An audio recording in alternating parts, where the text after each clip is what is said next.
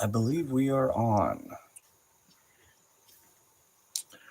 I got to figure out a way to watch this that doesn't have the little delay. I'm sorry, guys. The control room I look at this in is it's got a built-in delay for the streaming. That's on me. I know I start a little awkwardly each of these, but welcome back to another exciting edition of Victory Never Sleeps.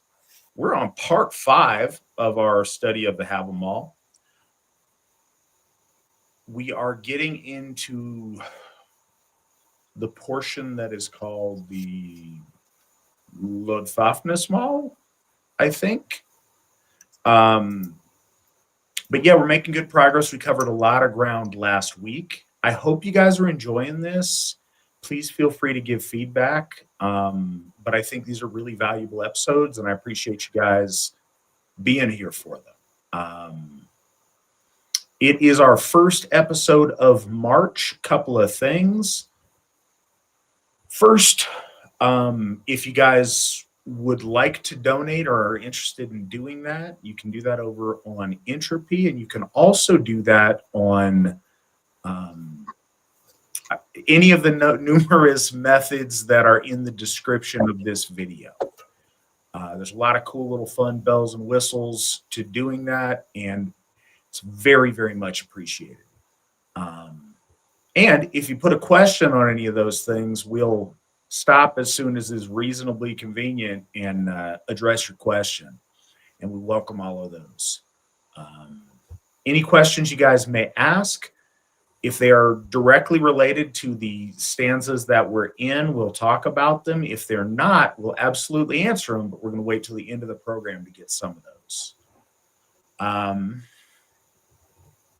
Other things to know. You guys got just a couple of weeks left if you want to make it to Ostara at Thorshof. Both Svan and myself will be there, along with, I believe, every member of the AFA Witan will be in attendance. It's going to be a really awesome event. Thorshof always has a very special place in my heart. That was the first Hoff we got under my administration, and it's put a lot into that. So it's a beautiful place. I would love for you all to get a chance to see it. Please reach out to your local folk builder, get squared away. Also, and a good reminder over in the chat, if you like this, wherever you see it, we're on Entropy, VK, YouTube, Twitter, Twitch, Odyssey, some other stuff. If you wherever you see us though, Rumble's the one I forgot. Wherever you see this at, wherever you consume this. Also, we come out on Fridays on Spotify as a podcast. So wherever you get it, like, share, subscribe, all of those things. That helps. It bumps up algorithms. It gets more people seeing our message. If you think this is something that's worth folks taking a look at, please help us spread the word. Another just kind of, because you guys are keeping track and I give you guys updates because it's important on, okay, maybe those of you that are just joining us, we may have some folks in the audience that don't know. So we got our first Hoff in 2015, and that was Odin's Hoff. And we're very committed to establishing Hoffs one after another, and we have quite a few we're committed to. So in relatively short order, since 2015, we've gotten Thorshof. First, Odin's Hoff is in Brownsville, California.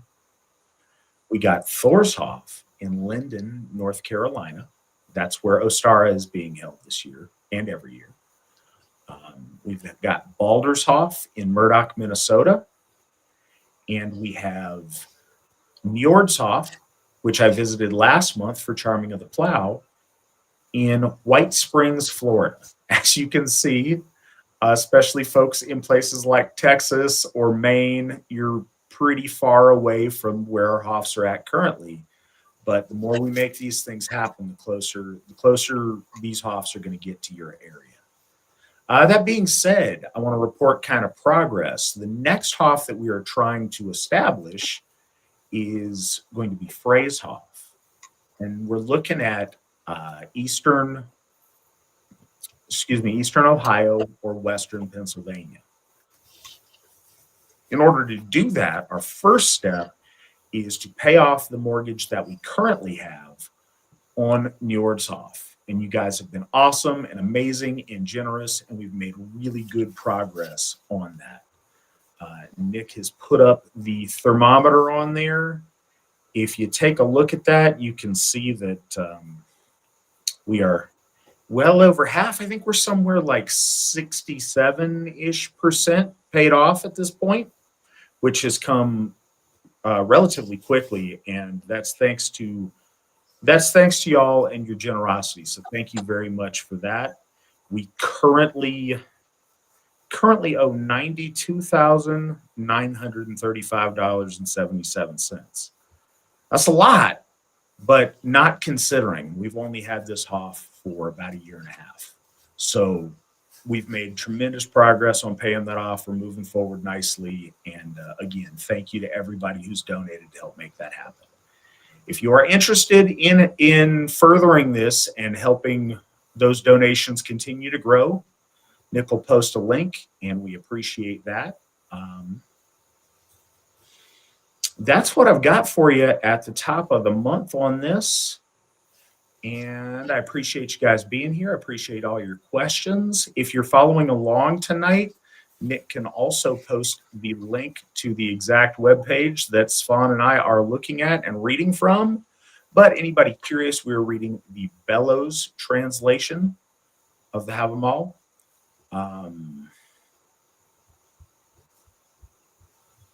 Feel free to read along in any translation that you might have handy or that might be your favorite. I think there's a benefit to us kind of seeing what's in each of those. So, you know, we're not sticklers on one guy's translation. I'm giving you guys just a second to get to that, and we will go ahead and get started. I believe we are on stanza 111. I wanted to address Sure. Be More Human.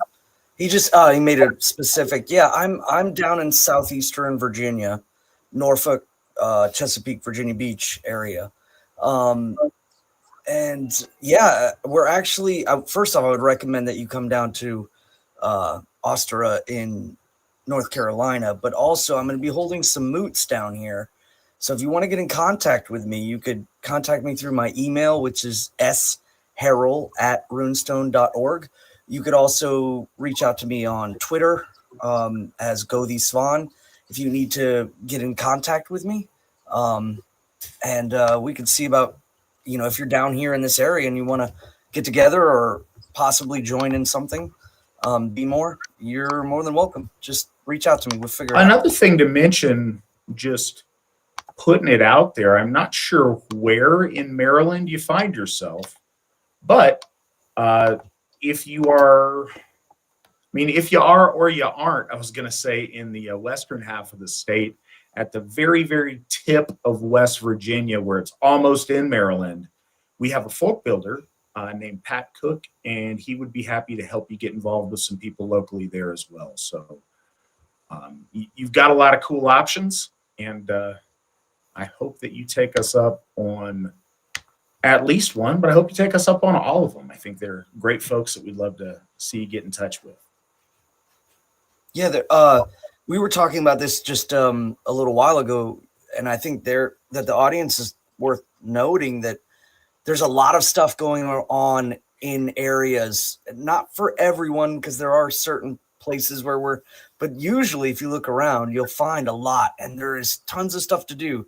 You just got to show up. You got to reach out. You got to find out what's going on, when our holy tides are, or what everyone's trying to do for holy tide. Sometimes there's moots, sometimes there's bloats, but there is a way for you to easily reach out and contact people. And another thing that I just became aware of, actually, my wife was noting that on the runestone that came out today as monthly runestones, there is a button at the bottom of the email that says view the entire message, and definitely wanted to make sure that everyone recognized that as an extension of, because there's so much great information. There's so many articles and, write-ups and, events that are going on, letting people know what's happening just all over the United States and in other countries. So, if you're a member and you're getting the runestone, make sure you do that. And if you're not a member, become a member, and that way you can get contact. This is for Be More Heathen, and anybody else who's interested. I think this is the best time as any to put this up. Nick put up a graphic a few minutes ago, and I'm sure he'll put it back up for me, of our Hoff districts. And that's that map he put up with all the different, with the 4 different colors across the United States. And I know it's not internationally inclusive, so I'll break that down for you guys if you're curious. But what's cool is each of those districts has its own website. On those websites, you get a calendar up front and a special calendar page that shows you all of the events going on. And chances are there's something close to you, or at least something you can make close to you if you're dedicated. We got a lot of stuff going on all across the country, but more than that, every month we have something that goes on in Sweden, and we have something that goes on in Poland as well. And we're working on some things in Australia also. So we got a lot of options, a lot of cool stuff. If you go there and you check out the calendars, you can see where things are going on and find local contacts. If you are curious about this, if you take each of these and you kind of draw lines straight north, it will show you how we have Canada in 3 different sections. Everything in South America or Africa are also, and the Caribbean for that matter, are in Hoffs district. All of Europe and Europe and the northern half of Asia are all in Thorshof district. And Australia and New Zealand are in Odenshof district, just to let y'all know. And kind of cool news, we got a Russian member just signed up today that I had an excellent conversation with over on WhatsApp. So that was kind of a cool thing that happened today. So I suppose sharing for the moment has ceased, and we can get cracking on stanza 111, if you will, Swan. Oh, I got one little guy that wants to say hello. Uh-oh. Say hello. No, over here. Hello. Now, you gotta go to bed. Very important. Sorry, he's sneaking around and he's insistent he wants to say hello to everyone. That's okay. We'll always break for him. Okay. Let's see now. Where are we? Now, so this is a good point to understand that we're getting over to the stanzas that run towards the end. And I wanted to make a great point about this, is that we know that the entirety of the Hávamál is sectioned. It's sectioned, and it was most likely pieced together in when it was being compiled in the 12th century. So it's worth noting that the Hávamál is pieced together for the reason of its wisdom and also its connections to Odin. In each of these, there is a clear connection to Lord Odin, whether it's through the runic, through direct words from him in relation to in the beginning of the Hávamál. And here, and this is like, again, in counseling the poet that is about to start speaking his stanzas, but we know these are pieces. That's one of the big things about why we encourage everyone to look at different translations. This is not seen as the writ of a Bible in some sorts. It's more of an understanding that these poems were in circulation before they were compiled, and before they were even poetic, they were stories. and they were told in story format and then eventually, transmogrified into correct Nordic stanzas, and then they were eventually compiled. So they are older than the compilations, and it's, again, we're not claiming that Lord Odin came down and said the entirety of this poem to Snorri Sturluson in relation to the compilation. And I think that it's very important to understand that. But if you look at each of them and the reasons why they're compiled together into the Hávamál is because each section uniquely either is speaking from Lord Odin perspective, like his perspective of first person, or they're connected to the runes, or it's about advising the young poet or the young storyteller or the young musician or what have you. And the reason for this is in the first 111, it says here that, now I will speak from the thuler stoli in Old Norse. And this is, of course, the stool of the singer or the poet. So a thuler is, normally I think people are familiar with the word skald or a bard, but a thuler is a singer or a speaker of poetics or a storyteller. And so, in this first part, that's kind of what's being said. And then every part thereafter, it says, I read thee, Lodfafner. Now, one of the things I wanted to premise before we started was the word read. It means I counsel you. I counsel. And it survives in our language mainly in names like Alfred. Alfred meaning counseled by the elves. Or Eldred, like my son that was just on here. His name is Eldred, and it means counseled by the elders. So whenever you read this or hear this on the podcast tonight, and it's I read, it's REDE, and it means I counsel. So that was another thing I wanted to kind of bring up before we started rolling in. So yeah, let's go with 111. I'm sure it's already up there. It is time to chant from the chanter's stool. Again, very interesting, the usage of chanter to thuler. By the wells of earth I was. Now, this is interesting too, because in the Old Norse, it's just simply Öðrbruni, the well of earth. I saw and was silent. I saw and thought and heard the speech of Hor, Hor. And of course, this is Bellows translations for Haur.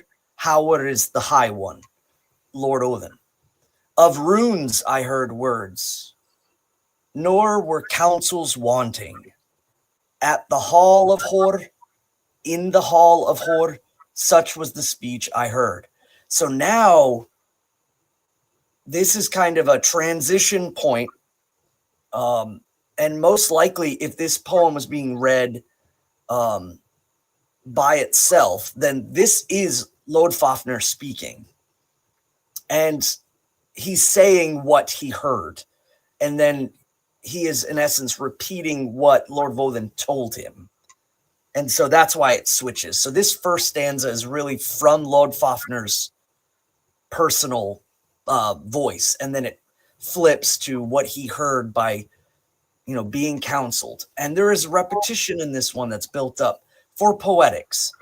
Again, to keep the measure and to keep the tempo.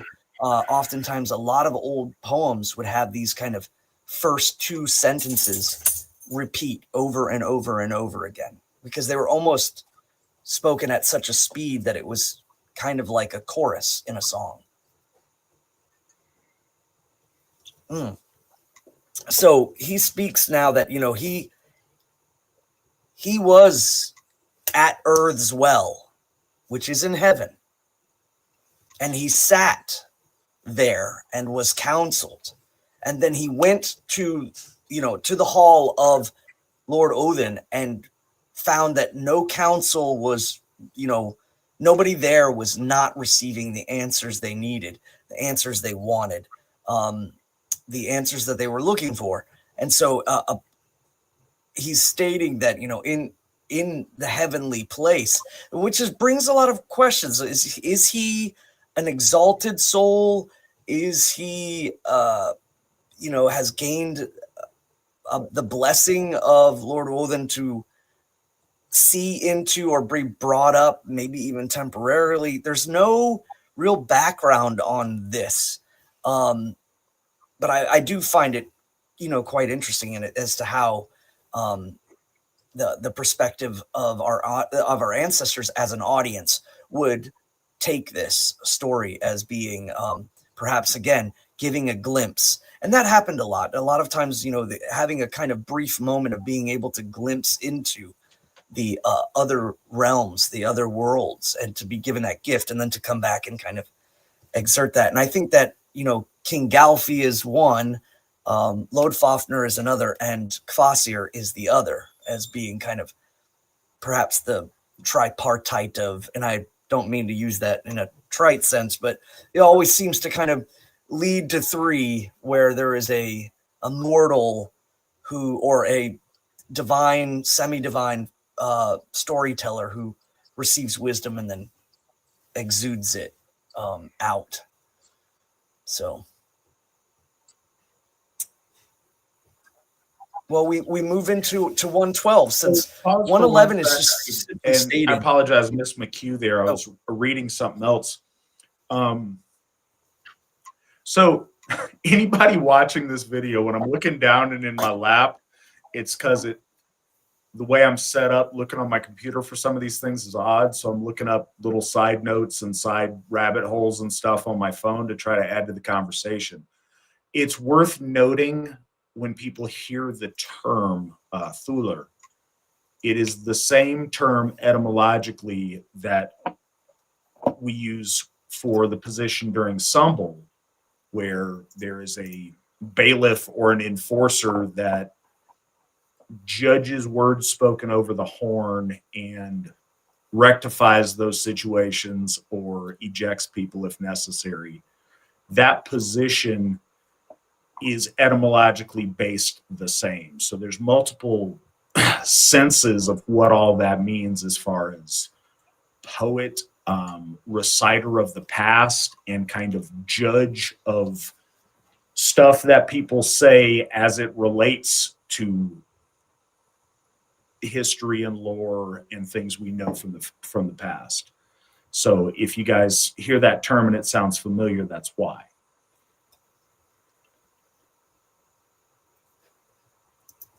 And it's worth also noting too, like, it could be used poetically. One of the sacred rivers, there are 11 sacred rivers in the underworld, and one of them is called Fimbulthulur, and it means the terrible singer, or the terrible roarer, or monstrous singer. So if you ever, noting that word has such a kind of broad usage, but a lot of our words do, like Alvar and things like that. So, okay, and so that's a court position too, and it at different times in different places, and honestly, in different kings or chieftains' courts, that position, that person might have had a variety of different obligations depending on time and place. Yeah, I really like it because it's not so specific as a skald. It has a lot of a broader sense, from the mundane to kind of the guardianship of Frith inside a hall. The one way to keep people kind of in check without it being directly from the Lord or the King or the Jarl was through the thuler.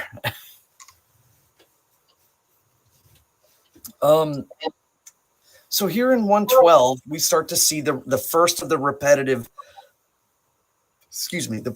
lines. And I think for sake of speed and such, we will cover this once and then kind of skip it every stanza. It says, "I read thee, load fast." I like the driving pace of it. I would like us to read that every single stanza. Okay. Yes, sir. I will do that. Thank you, Scott. Yeah, I mean, and we are kind of coming towards, I mean, like we said, we're in like the home stretch, but I understand. So I read thee, I counsel thee, Lord Fafnir, and hear thou my reed. So I counsel you, you should hear my counsel. Profit thou has, if thou hearest. Great thy gain, if thou learnest. Rise not at night, save if news thou seekest, or fain to the outhouse wouldest fare. Bellows makes the most poetic kind of version of the translation of this, and it really more or less means that you shouldn't lose sleep at night. You shouldn't rouse up and be stressing about anything or doing what extra things, unless of course you're going to the restroom. So it's more or less the very poetic way of saying that you should get your sleep, which this is one stanza I don't often, I wish I did heed more, but it's basically saying that you should get rest and not be stressed overnight, and save yourself for the day. And this follows on counsel that we've heard already in the Hávamál about, to the effect of it profits you nothing to stay up all night worrying, because in the morning you have the same amount of problems. Everything that was messed up when you went to bed's messed up in the morning, but now it's messed up and you're tired. So it's just some wisdom of, if there's not anything you can do about it, rest easy, use that time to rest up and face the problems anew. And I think that's much, much easier said than it is practiced, but it's certainly very sound wisdom.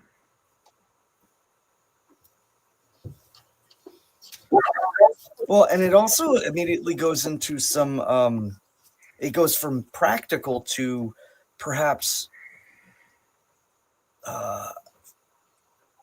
it depends on what the,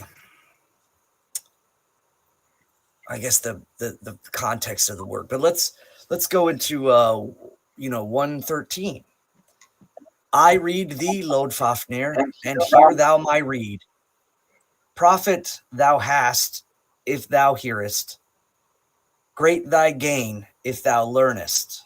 So that's the titling of the repeating of the prose. So, counsel I will give you, and if you hear it, you will grow in wealth, or you will grow in greatness if you learn what I'm speaking. And then the last two lines are, beware of sleep on a witch's bosom, nor let her limbs ensnare thee. Now this is again quite interesting in relation to, I think the main mode of this is to beware of manipulative women, and do not fall into the trap of getting caught up. And this is again kind of like leaning back to being weary of getting caught up in people's letting their hearts. A wise man can oftentimes have his heart completely manipulated, whereas a fool is left unaffected. And I think this is again kind of brought into that. And all of Lord Fafnir's section is really short and like curt, because those last two lines are really all that there is of the advice. So one of the things I did want to look up though was the usage of a word, because a witch's bosom is not necessarily, I think, the thing that's being said. So I was wondering, again, Bellows's usage of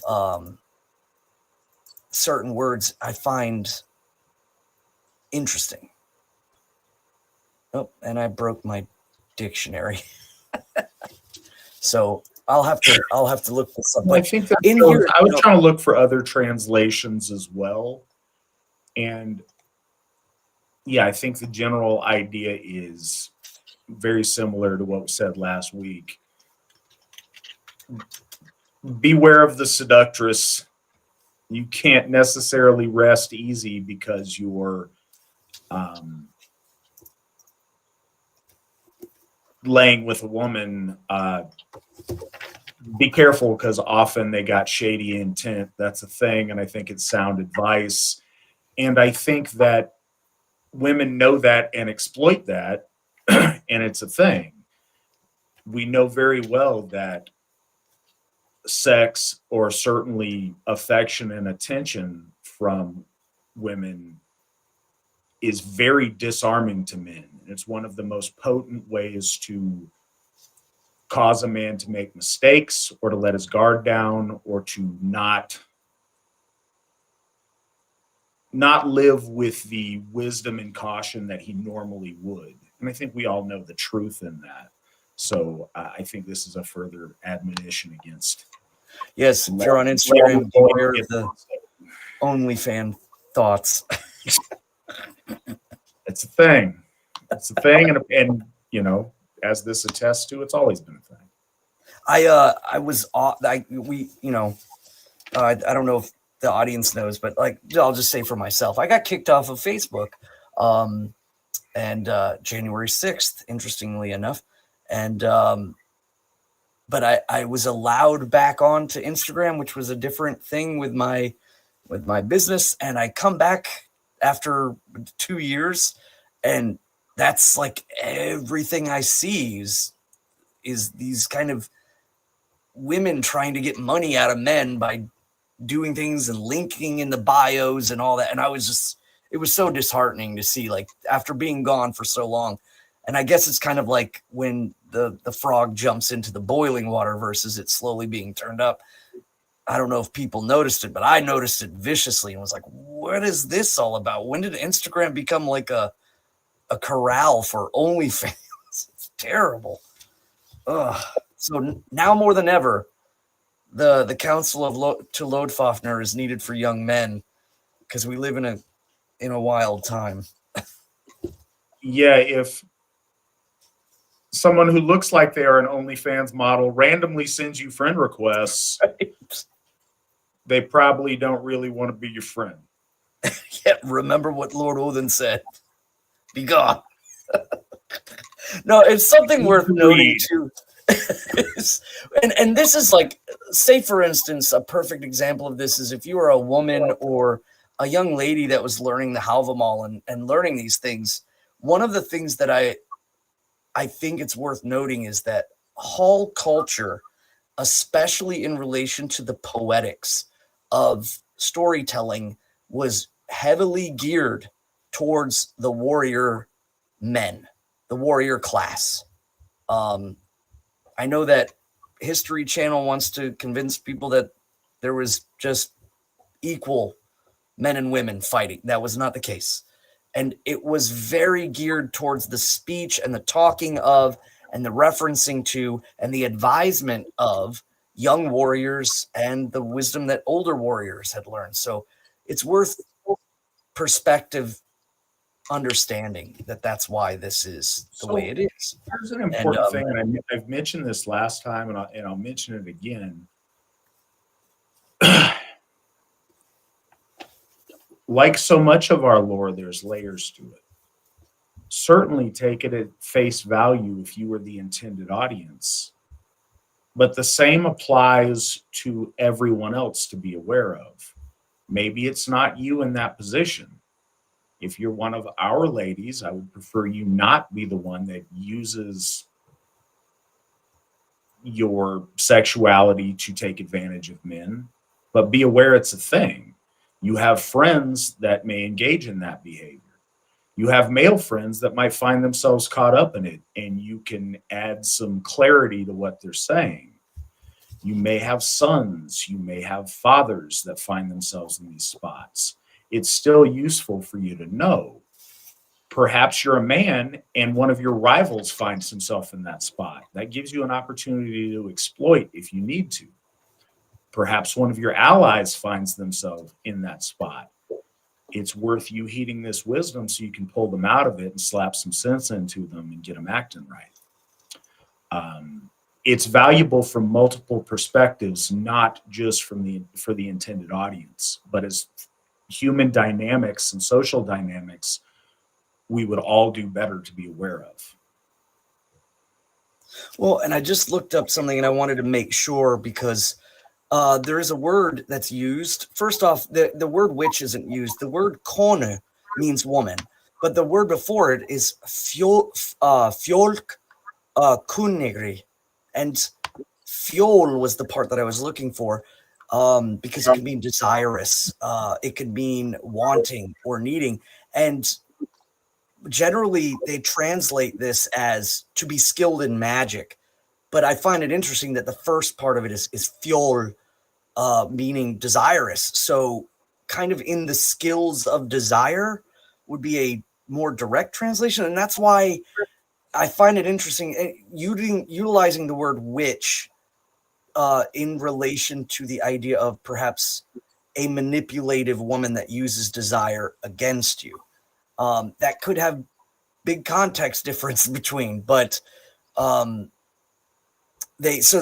when you see that word, they generally say it means the skills of magic, but I see it with that word fuel meaning desirous or wanting is kind of interesting. And I think that might be that there might have even been a societal kind of context to it. The idea of a, not necessarily meaning just good in magic, but good in the arts of wanting, if you kind of catch that meaning.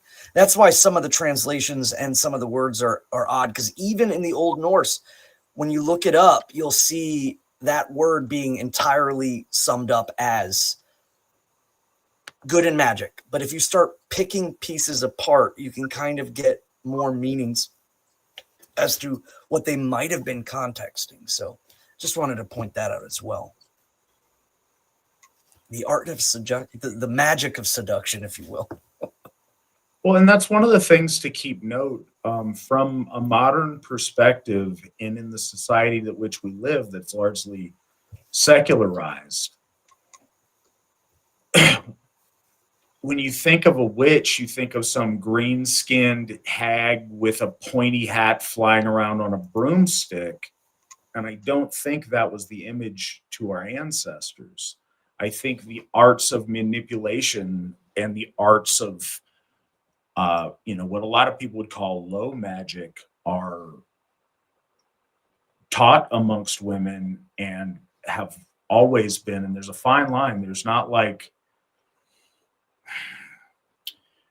we have categorized everything in society today as being either it's magic or it's science and it makes sense. That's not how it was. There's no difference to our ancestors between a magic potion and a herbal remedy. They're literally the same thing. Just because you have a understanding of how things work doesn't remove it from being a form of magic or a form of subtle manipulation. And I think it's worth considering that.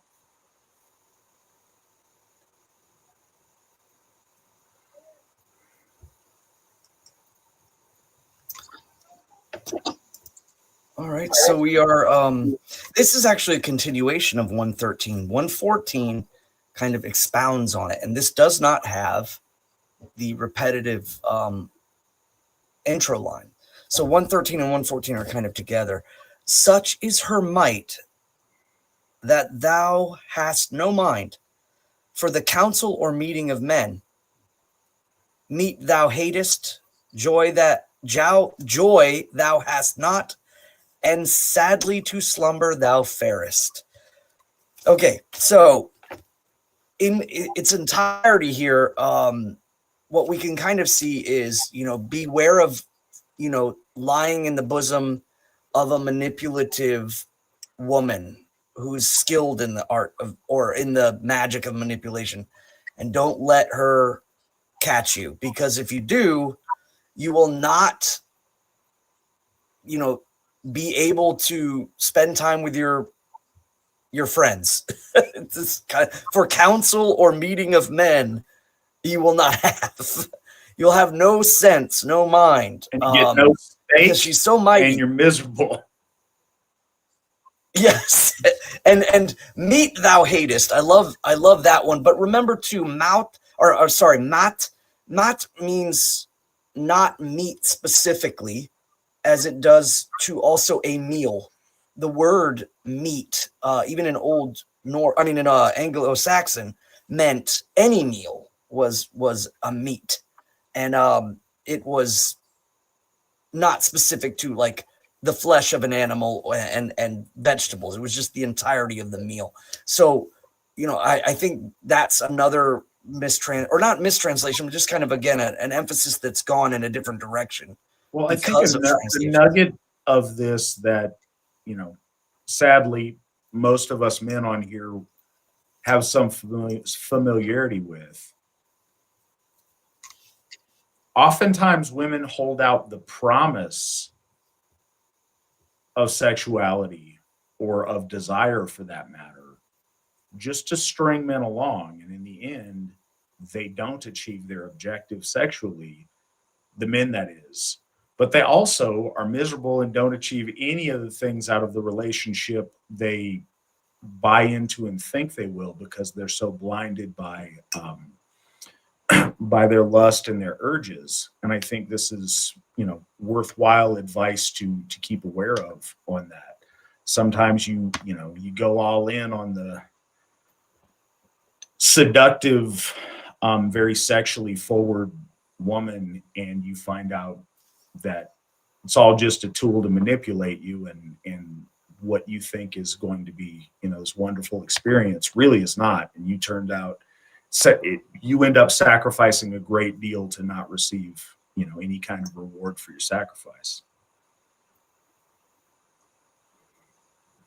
And I think too, it also kind of lends to the idea of, really, when you go and look for love, you should look for deeply invest your mind in the content of her honor, her mentality, her again, what she is trying to do and what she brings. Don't get caught up in simply just looks. You have to consider a whole. And the other thing is that, again, it kind of, in essence, is saying that the content of your character and her character need to match.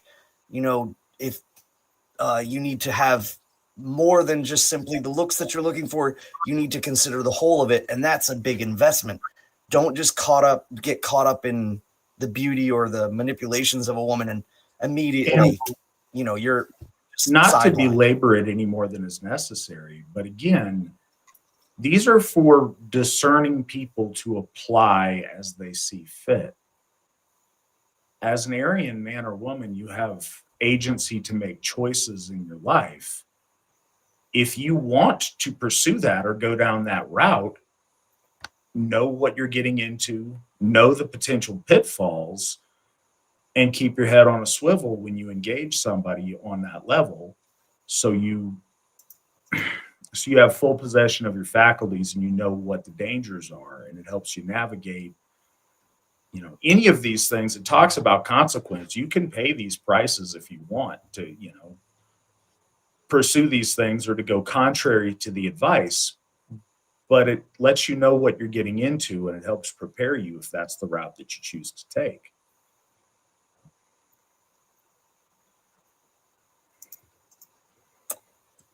Let's see. So again, these are going to be short and curt as far as the way things go, with the fact that they're usually only 2 lines, unless there's an extended piece. 115. I read thee, Lord Fafnir, and hear thou my reed. Profit thou hast if thou hearest. Great thy gain if thou learnest. Seek never to win the wife of another, or long for a secret love.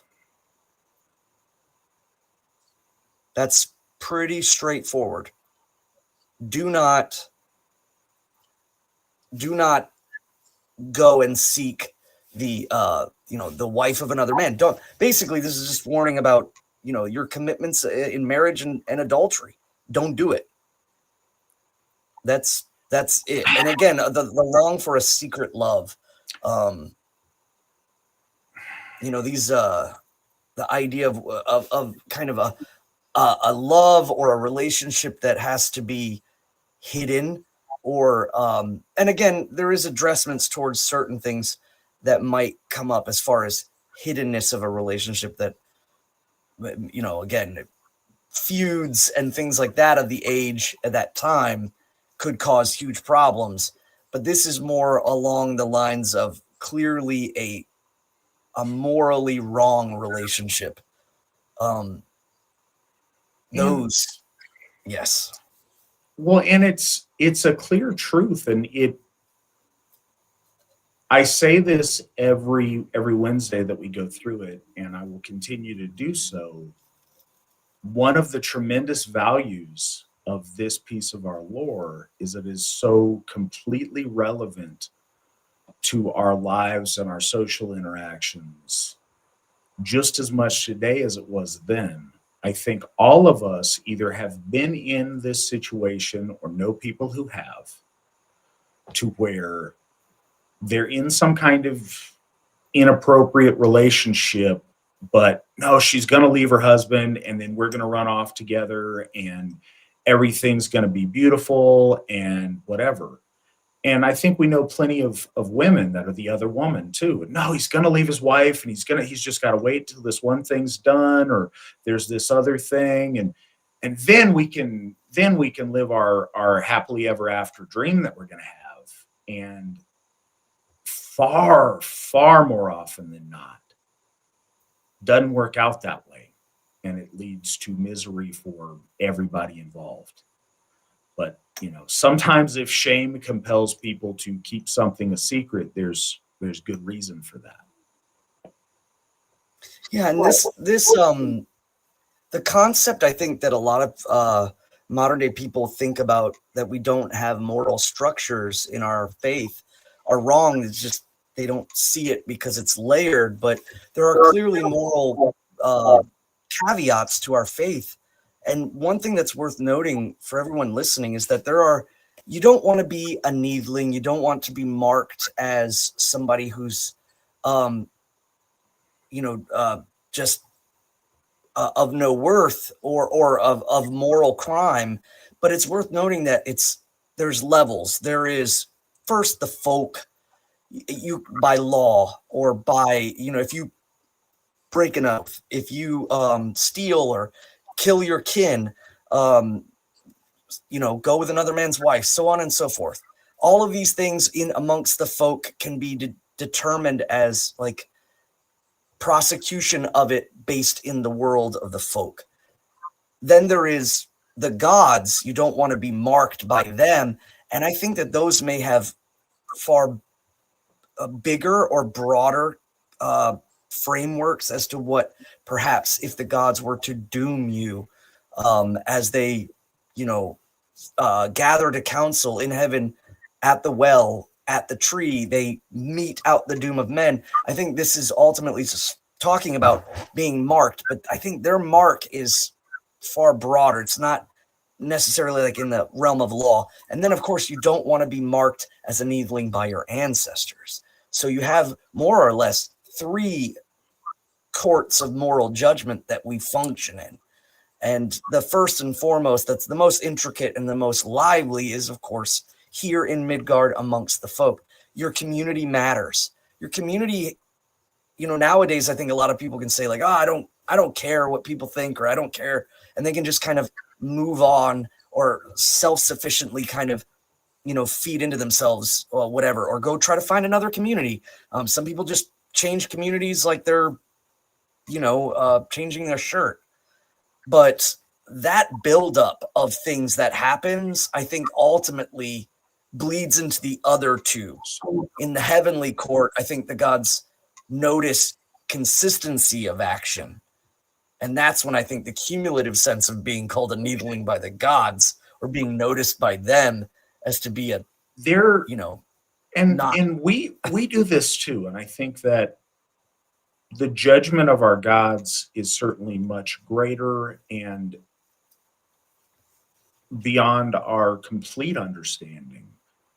But at the very basic level of understanding, certainly they at least see it the way, at least understand the way that we would see it in a society. And they see it with their much, much grander perspective. But at the same point in time, reputation is everything. And there's one level of people finding your actions morally correct or morally incorrect. And there is another just guttural disdain you have for someone who is without dignity. If you go all in on that and then chick doesn't leave her husband and you're stuck, dating some dude's wife, you're looked at as a cuckold and you're looked at as a fool. And not only that, but yeah, you're also a dirtbag who's trying to steal dudes' wives. So you're all of those things that are negative, and it affects your worth and the dignity with which other men see you, the dignity to which women see you, the dignity to which, when you let your reputation erode, is Svan made better when confronting his enemies with me by his side as an ally or not? Or do his enemies laugh at him because he's got that lame cuck, fool dude next to him that chases skirts and gets taken advantage of? Reputation is everything. We can see it from our limited perspective and make such a big judgment on it. We forget that our gods and our ancestors are watching. What does your great grandfather think about you, running around with this other dude's wife? What does he think about that? What does he think about it morally? And what does he think about it just like you being such a complete buffoon that you think, this is going to work out well for you? Is he proud of his great grandson? Beyond that, are our gods proud of you? Those are worthwhile considerations, and it's not.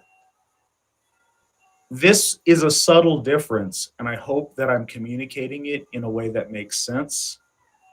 There's a difference between breaking rules and a rule being bad because God said, "Thou shalt not," and "Thou shalt," and a deterioration of a relationship due to your behavior and your judgment to where people are ashamed of you and disgusted by you. Or in the inverse, to where they're proud of you and they are celebrating or excited and cheer you on to victory.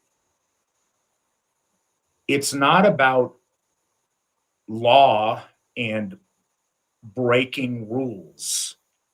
It's very much about being noble or not, and being a person of worth or a person of negative worth. It's a subtle difference in the judgment from divinity to man, but it's a very, very important one.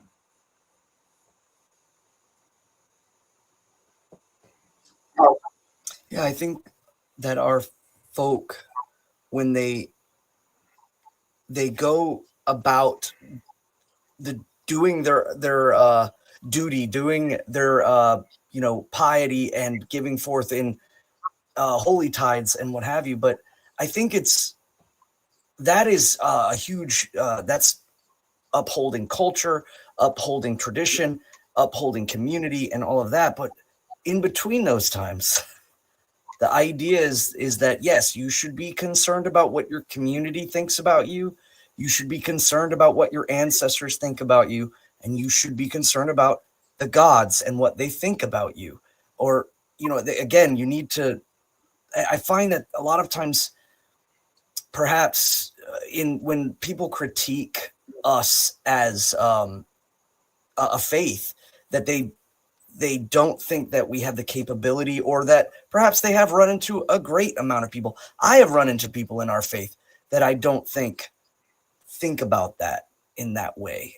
They do things and then they go off and kind of do other things, and it makes no sense. It's like, why would you go forth and speak about bravery and then run? Or why would you go forth and speak about honor and then, lie and steal and cheat, your folk and things like that?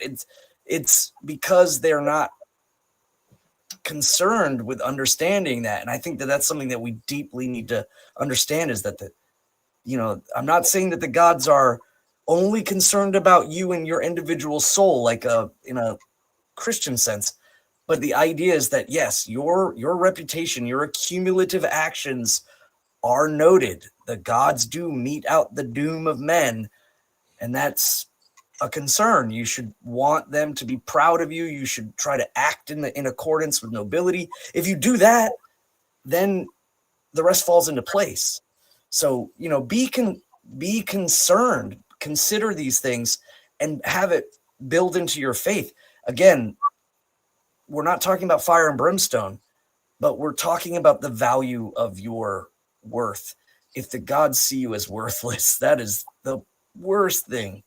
If your ancestors see you as worthless, and if your folks see you as worthless, I mean, this is all three. Take these into consideration. Live right. Honor the gods and ancestors, and be good to your community.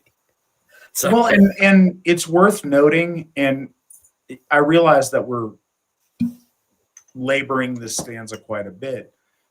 This goes well beyond that, but I think it's an important point to be made for people to think on. That is a very, very big difference. And, we try as best we can to present Asatru as a standalone faith, which it is. But because so much of the audience has a Christian lens that they've grown up viewing religion through, it's worth making the contrast sometimes. In the chat, I see the sin all week and then repent on Sunday is not our way. And, it's a little bit cynical of how Christianity is. That's if you find the loophole in the system, but taken on its most generous, that's the point, is in that belief system, mankind is so worthless and so servile to their own desires that it's you making the point of acknowledging wrongdoing and then asking your divine creator to let you slide because you're so worthless and you suck so bad. And that's what a lot of that is based on. You're saved by grace, not by works, because you've already in that belief system been judged worthless. That's why the wages of sin is death, and all mankind have sinned. That's how that's understood. Ours is very different. You are a noble son or daughter of the Aesir. Much is expected of you. Your judge, your forgiveness or not, isn't whether or not like, it's okay, he doesn't know any better, he's dumb and worthless and incapable of things. You're capable of all things. It's whether they can balance the dumb things you do or the ignoble things you do with the noble things that you do.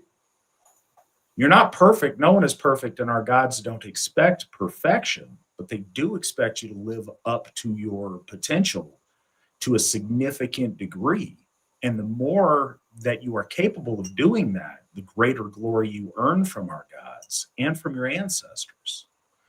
It's a huge, huge difference in the way that we look at the world. And I don't think it can be said enough. I seriously hope they clip that for a short, because that was like right on this, just right on target.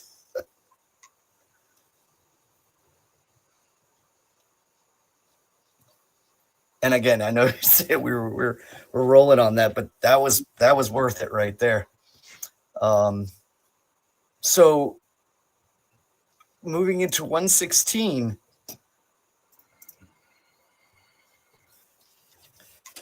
I counsel thee, I read thee, Lodfafnir, and hear thou my counsel, hear thou my rede. Profit thou hast if thou hearest, great thy gain if thou learnest. If over mountains or gulfs thou fain, or would fare or travel, wouldst go, look well to thy food for the way. That is super simple. The idea, again, if you are to travel, your provisions, that which you need, should be understood, planned out, and placed in correct order. Your itinerary of survival should be clear and clean whenever you step out that door, especially for long traveling. So I remember there was kind of was there like some sort of a trend going on about, I think they were called like airport dads. I don't know if that was the correct thing, but the idea of the person that was, making sure that everything was set up and everything was going in accordance and everything was kind of figured out. That's what this stanza is saying is, if you go out and take on any venture, the idea is that you should plan out that which sustains you. You can't account for everything, but you can account for the fact that you will need nourishment, sustenance, shelter, basic little things in order to continue on. So focus on what you can control before you head out. That way you're given the better tools to account for things you cannot control. As Emperor Napoleon said, but he said it in French, an army marches on its stomach. That's a thing. Logistics, that is the difference between success and failure, is supply line and having resources.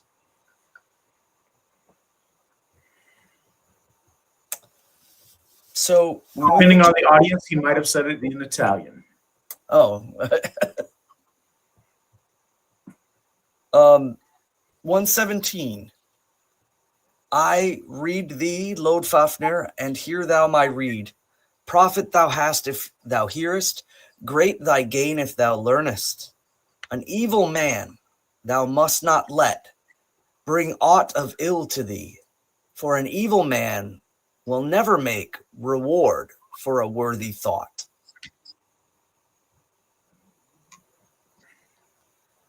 Consider the people you associate with and consider their motivations, consider their drives, and seek not those that show intent and action of an evil nature. Now, the word used in Old Norse is consider their drives, which is, again, woefulness, balefulness, and evil. This poisonous sense. So really, this is talking about, like, again, who you make your friends with. If you see these people and they're,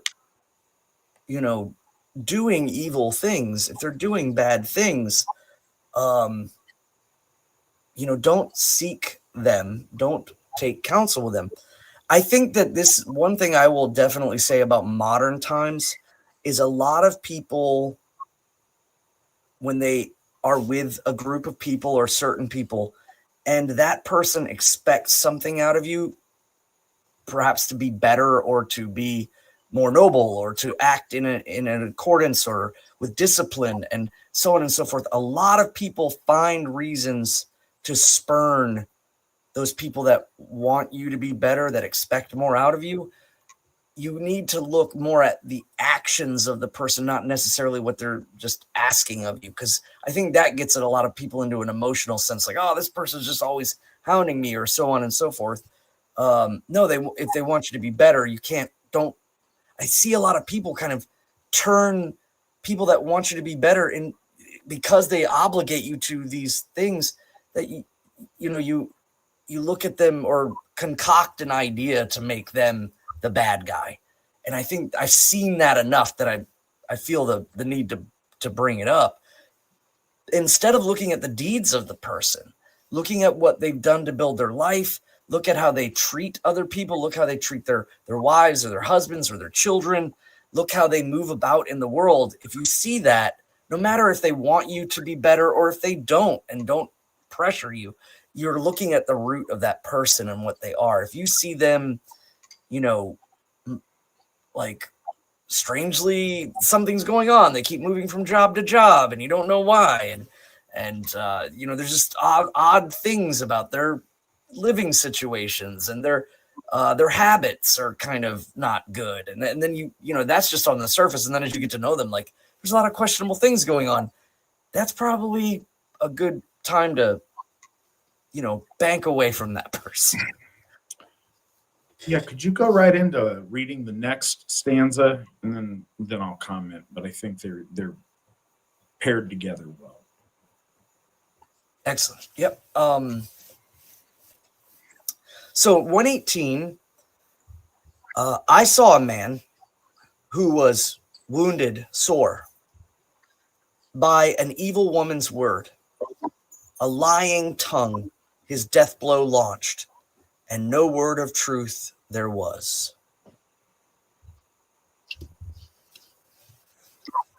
And it's worth noting that this one does not have the intro of, counsel to Lodfafner.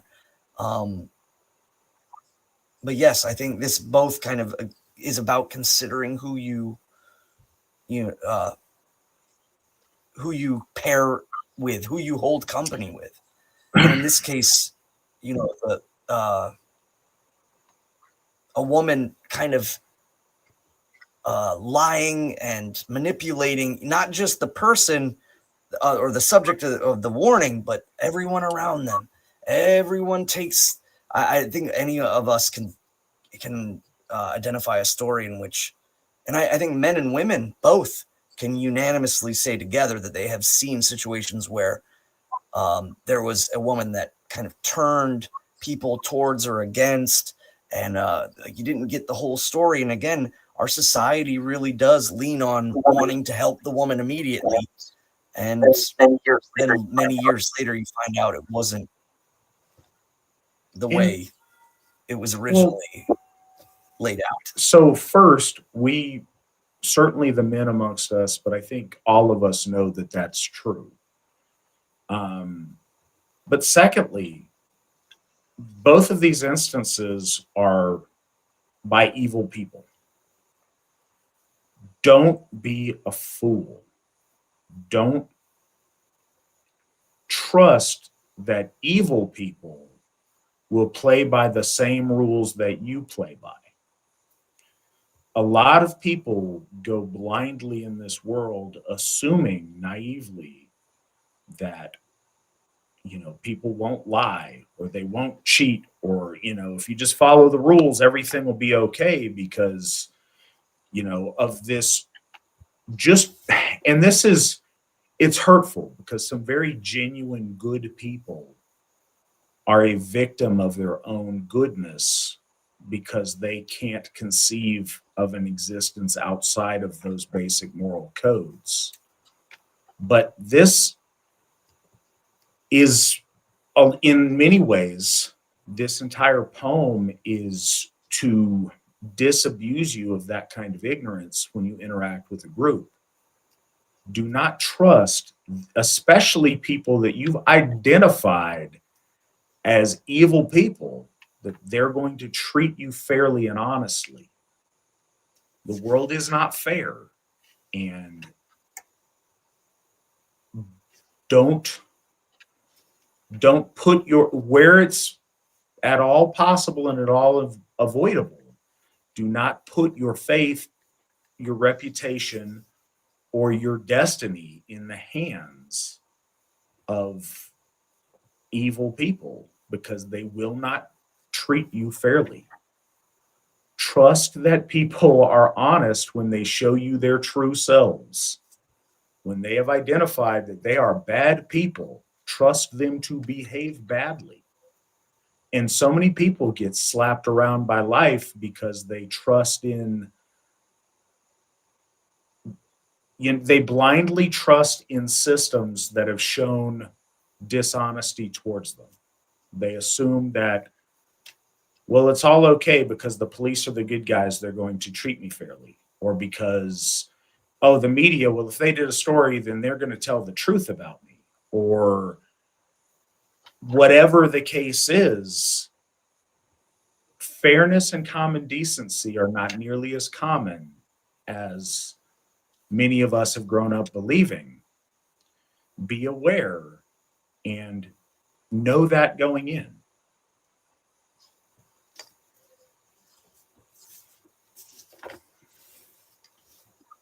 Yeah, the words used here, and again, I'm just re-emphasizing in Old Norse the word ill or illen or illur or illum. Again, the context of the grammatic, but the overall essence of ill is not illness by sickness, but wickedness and evil. And but I think it's kind of worth noting that even though our language has a different meaning to the word ill, it does kind of have a context to the idea that these people are sick. There's something wrong with them. And I think that's kind of interesting, that evil can be very much like a sickness, and it can spread. Again, considering who you're with, you end up, allowing for things or doing things or getting convinced that certain things that they do are okay. And that's, again, it can spread. So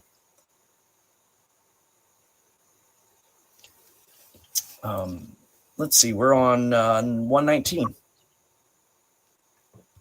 I read thee, Lode Fafnir, and hear thou my reed. Profit thou hast if thou hearest, great thy gain if thou learnest. If a friend thou hast, whom thou fully wilt trust, then fair to find him oft. For brambles grow and waving grass on the rarely trodden road. And again, this kind of alludes to the earlier section of the proper guest work, is that you should, again, seek out a friend, even though they're far away, because of, it's always worth the faring forth. This is the same thing. If you have a friend, seek them out. Otherwise, blockages between you will grow. The brambles grow and the waving grass. So the pathway between you and your friend that you do not travel often allows for things to creep in. And I think that's another thing that we really should consider. When it's unfortunate, I think everyone has a certain sense of amount. You might meet someone, and because you don't see them, they forget about you, or they just don't like you anymore. It's like that quickly. And that's something to be said. But if you have a true friend, and sometimes you don't see them for a long time, and then when you see them, it's great, it's amazing, but it's still, you should take the consideration of not relying on the benefit of that. You should, try to seek out their counsel, learn about their life, and more so than just social media, learning about and being with that person or speaking to that person, or, again, exchanging conversation and opinions, sometimes even with opinions that you have a difference. That's a huge sign that you can discuss and talk and build a friendship off of, that's outside of just the surface of social media or the echo chambering of ideas. You're really building a kinship with someone with a sense of mutualism and benefit for each other, that I think is worth considering. So if you find that, cater Another to it. thing to consider, and it's sad that we have to look at things this way, but there is a wisdom to it. We've all known people that are very easily influenced by the last person they spoke to. If you're around and you're ever present, they have one view of you. But if you're distant and you have somebody whispering in their ear negative things about you, you would be surprised how much of an impact that has.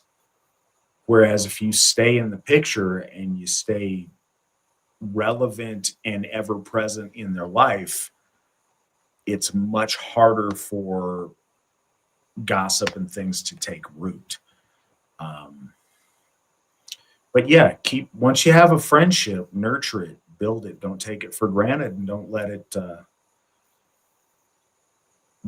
it go fallow. Good friends are hard to come by, as you know. That's also a big theme of the piece that we're reading, as we'll see in our next stanza. So in 120, I read thee, Lodfafner, and hear thou my reed. Profit thou hast if thou hearest. Great thy gain if thou learnest. A good man find to hold him in friendship and give heed to his healing charms. So the word that's used in healing charms is, líknargaldur. And leek means body, or it could also mean healing. It's where we get the word for leek, the garlic, or garlic, spear leek, and also leeches, because again, it's medicine craft. But I think in this case, it's worth contexting the idea of the beneficial things that are done to help. So take into consideration the deeds that this friend does to benefit the friendship or to benefit you. It makes me think of like when you have a friend who genuinely is happy for you when you win or when you gain something. That friend, that's a healing charm, in my opinion. Is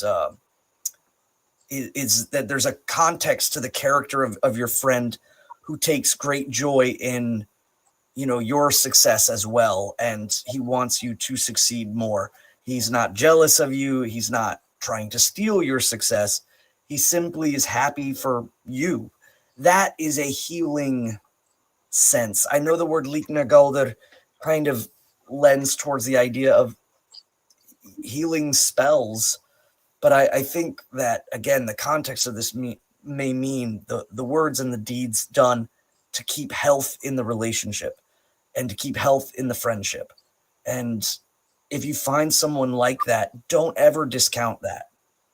If you find this person and they are genuinely your friend and are trying to help or give advice or celebrate with you or show up, they show up when no one else shows up, or they get they carry the ball across the line when you really need them to, don't discount that stuff. It's, and the stanza is basically saying that is that, if you have a friend, don't discount the little things that they do to help you, so long as it's done, again, not in a manipulative way or something like that. A genuinely good person. Never take for granted some of the little things that they do and show that they are a true friend.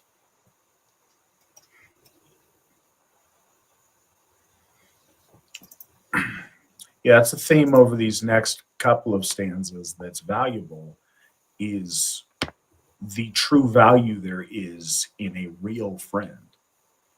And here they're not merely speaking of an acquaintance, but someone you can genuinely share your true self with and have a strong friendship. Man is the joy of man, and this is very apparent here, especially when the poem spends so much time talking about all of the ill-intended things out there meant to do you harm and to cause bad things to happen to you. it's very important to take note of the positive things. There's a lot of admonitions of things not to do. It's really, it stands out when there's something absolutely you should do this. Absolutely you need to make friends. Absolutely you need to value your friends. You should treat your friends a certain way. Especially because it's sparing in the Hávamál. We should pay special attention to it.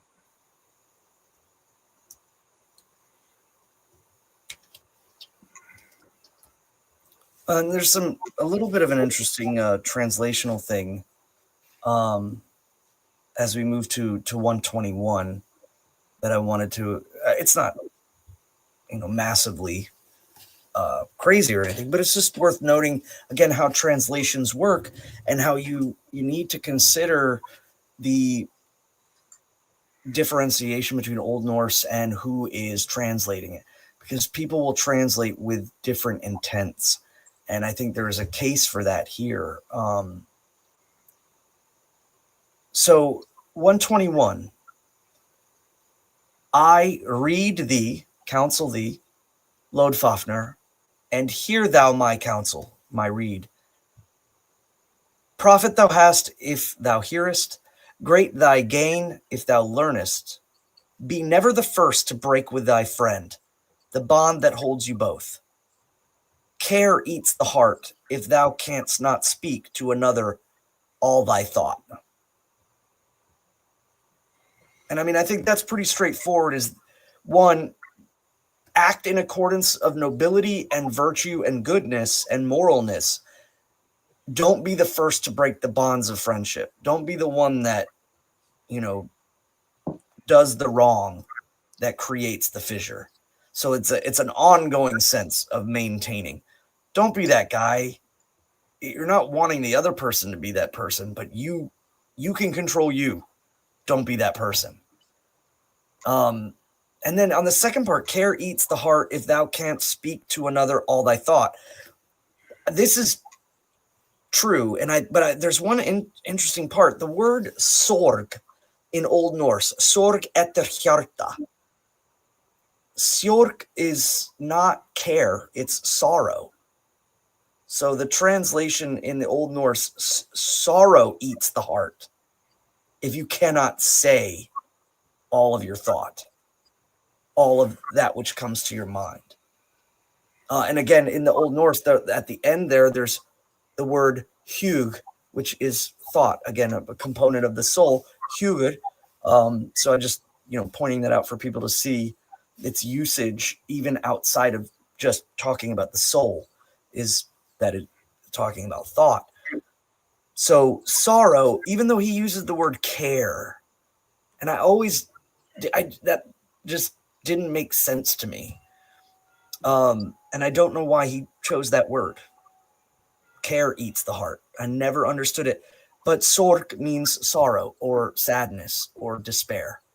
So despair eats the heart if you can't speak to your friend and say your full thoughts. You can't tell them how you truly feel. And I think that's something worth or not even feel, think would be a better word.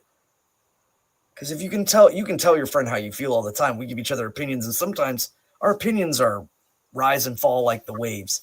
It's about your thoughts. It's about your considerations, deep considerations towards your friends should be honest.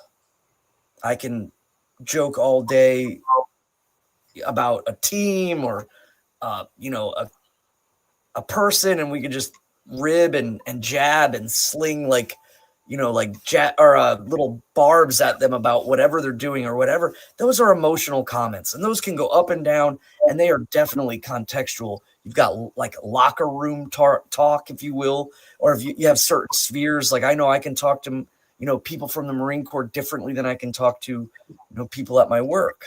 It's very different.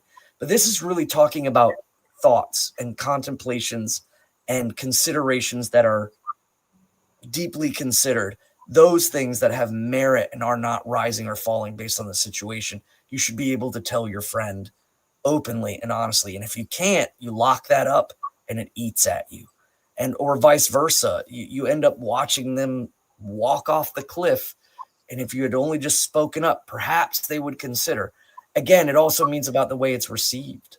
Your friends, you should seek out friendships with people who can also receive your thoughts, whether they're criticisms or whether they're perspectives or whatever they might be. As long as they're well thought out, you should have people that receive them and internalize them.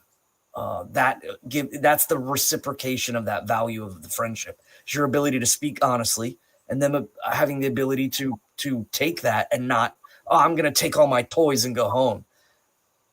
Emotional and vice versa. Again, and what's laid out before you should be again implied at you. So if they say something honestly and truly thought out, you should take it into consideration and not, whine like a little tit with a skin knee and go home. Yeah, it's Svan and I have talked on this broadcast many times before about the vocalization of thought or intent.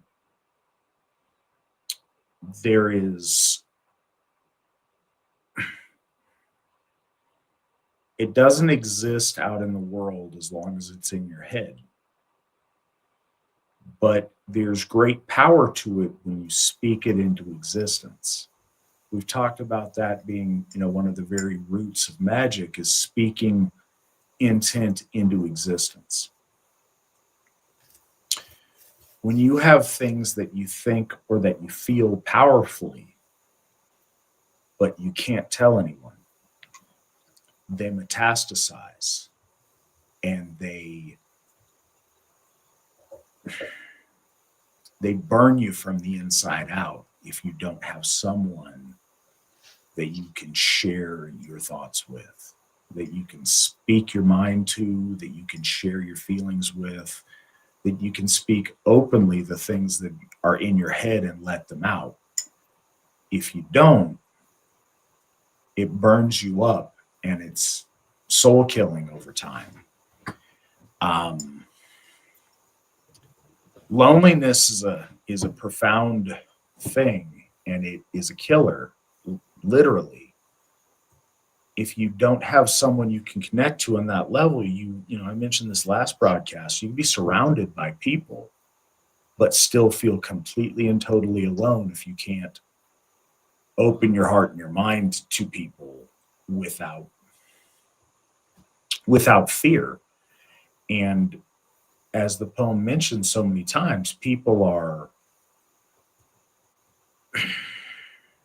looking to hurt you all the time. So we get very cautious of the things that we say, very guarded in the things that we say. You need good friends that you can share the things that are most important in life with. And it is a profound human need that I don't think we appreciate as much as we should. There's a couple of applications here that I think are important. I've known a lot of people who go through really difficult things and who have a lot of mental health struggles, but are fearful and can't speak to people who are ostensibly there to help them because they're afraid of a consequence. They don't have that feeling that they can truly open themselves and share, because once you put it in the world, you make it real. Every time you go to the doctor, I don't know if they do that where you're at, but they certainly do here in Nevada. There's like this list of things they need to ask you. And they're like, do you have suicidal thoughts? Do you have this? I wonder how many people actually answer that honestly. If you were having suicidal thoughts, what is the consequence of, and I know people that have had this thought, well, but what if I tell them? What are they going to do with the information? Once I've said it out loud, now I'm this crazy person that, all of this stuff. That's a very real thing. There's a lot of those things in life. I think about it on a much more mundane level, but something that hits me really personally is my mom. Her whole life, she was very, very good at making acquaintances. She had lots and lots of acquaintances that she called friends, but the depth of their friendship was always so very superficial because there was that fear of openness and that fear of really, what's going on. So they bonded around work or around, other things they had in common. But I watched the pain in dealing with that when she didn't have people that she could actually open up to. And it's a real thing. And it's just, I've seen this set of verses, and one a little bit later, really hits close to home because I've seen so many people struggle with this exact thing, the lack of the ability to completely be open and share oneself with someone. If you keep all that inside all the time, it burns you up. And I've seen that unfortunately happen to a number of people. And I've seen people who have foregone help that would have been very, very beneficial because they weren't in a spot and did not have a relationship to where they could truly open up with what was going on. So we all need that. And this speaks about the tremendous value a close friend who you can truly share of yourself with adds to your life.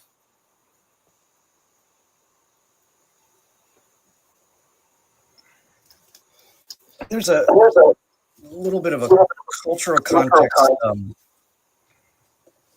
that I think this next one will also hit. And I just an interesting point. 123. For never thou mayest. We're on 122. Oh, sorry. I jumped ahead. I was looking up stuff. Sometimes when you're talking to, I like try to really quickly grab something to consider in translation, and then I end up trying to go back and getting lost.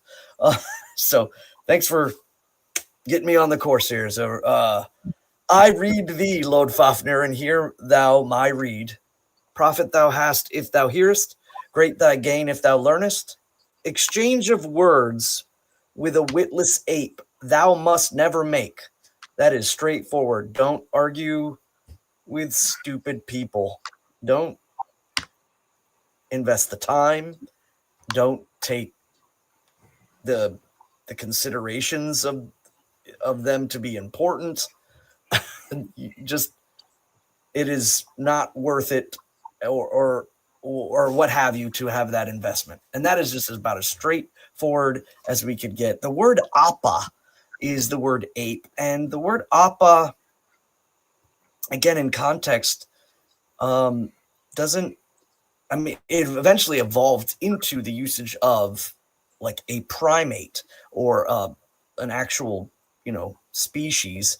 But the word appa in context of the time is again a dullard, someone who is witless, someone who is, again, ignoble. That would be probably the best word.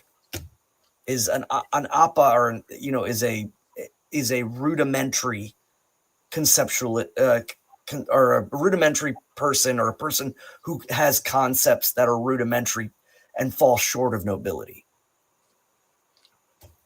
So don't exchange words with these people who are, clearly not even trying to be better. They just simply are. We are particularly at risk of this now, much more so than when this was written, in the age of social media. We need to always remember that equality is a lie. No one is equal. Make value judgments and assessments of the people that you listen to or don't. And keep that in mind. Conversation has been so woefully democratized that on the internet, any random junior high kid in mom's basement can argue with the world's foremost expert on any subject. And the mob gets to literally, in an ape-like fashion, hooting and hollering about, you know, who dissed who, and it stops becoming a dignified conversation with people that have status to be having the discussion, and it just becomes who can score talking points, or who makes the best sound bite, or who's the most persistent and obnoxious and has the most time to spend on the internet crafting clever or not so clever barbs. If you're looking for universal approval of anything, one of the other things is there's so many conversations that we have online are very often subject to so many onlookers. If you're swayed by the random churls out there complaining, someone will always. We live in a big enough world with 6 billion people. Someone will always complain about everything you do. There is nothing you can possibly do or say that will be pleasing to every single person out there who hears it, and you won't get somebody with something stupid to say. And it's very easy to allow yourself to be mentally pinned down by that or oppressed by it. Make value judgments on who you listen to and who you don't, and don't argue with apes. And I think that can be taken many ways. Take it how you see fit. Heed the read. Heed the read. I like that.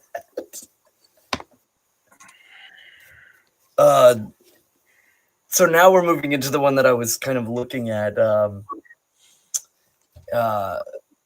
123.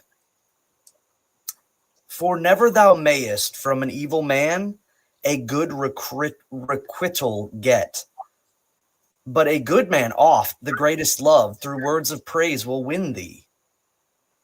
Now, the first part's pretty straightforward. If you know, in the company of evil men, you will never get any good speech, or in essence, I would even argue they would say not good things, or they would stay in silence. And I'll get to that in a second. But a good man, if you will win praise, and you will win high speech from a good man that you have catered a friendship with. And I was looking at the word Liekenfassen, the word itself meaning like longing, or a kind of sense of loyalty is really what I'm kind of reading it as. Loyalty through praise. And that's why that second one, through words of praise will win me, is kind of an interesting way that he wrote it. But in essence, you'll never get good speech, or an evil man will never speak goodly of you around others. A good man will always stand up for you if you, again, meet goodness with goodness. But the idea is that you can't bank on the value of people, in the long run, if you don't look at their moral makeup. If they're a moralist person, you will often find them if someone's speaking ill of you, they'll agree. I mean, at the least, they'll say nothing, but sometimes they'll agree, or they'll hop on the bandwagon. It's that whole thing of like, the moment you leave, your friends are just kind of, or, the people you're hanging out with, or the people that you're acquainted with, immediately start talking about you. Those people are not people that you should build friendships with. Those are people you can't rely on. You can't get good speech from them. They won't stand up for you in times of need. At the same time, if you take care to garner the friendship of a good person, they will always speak up for you. They will always consider their loyalty to you in placement of whatever's being thrown down in front of them.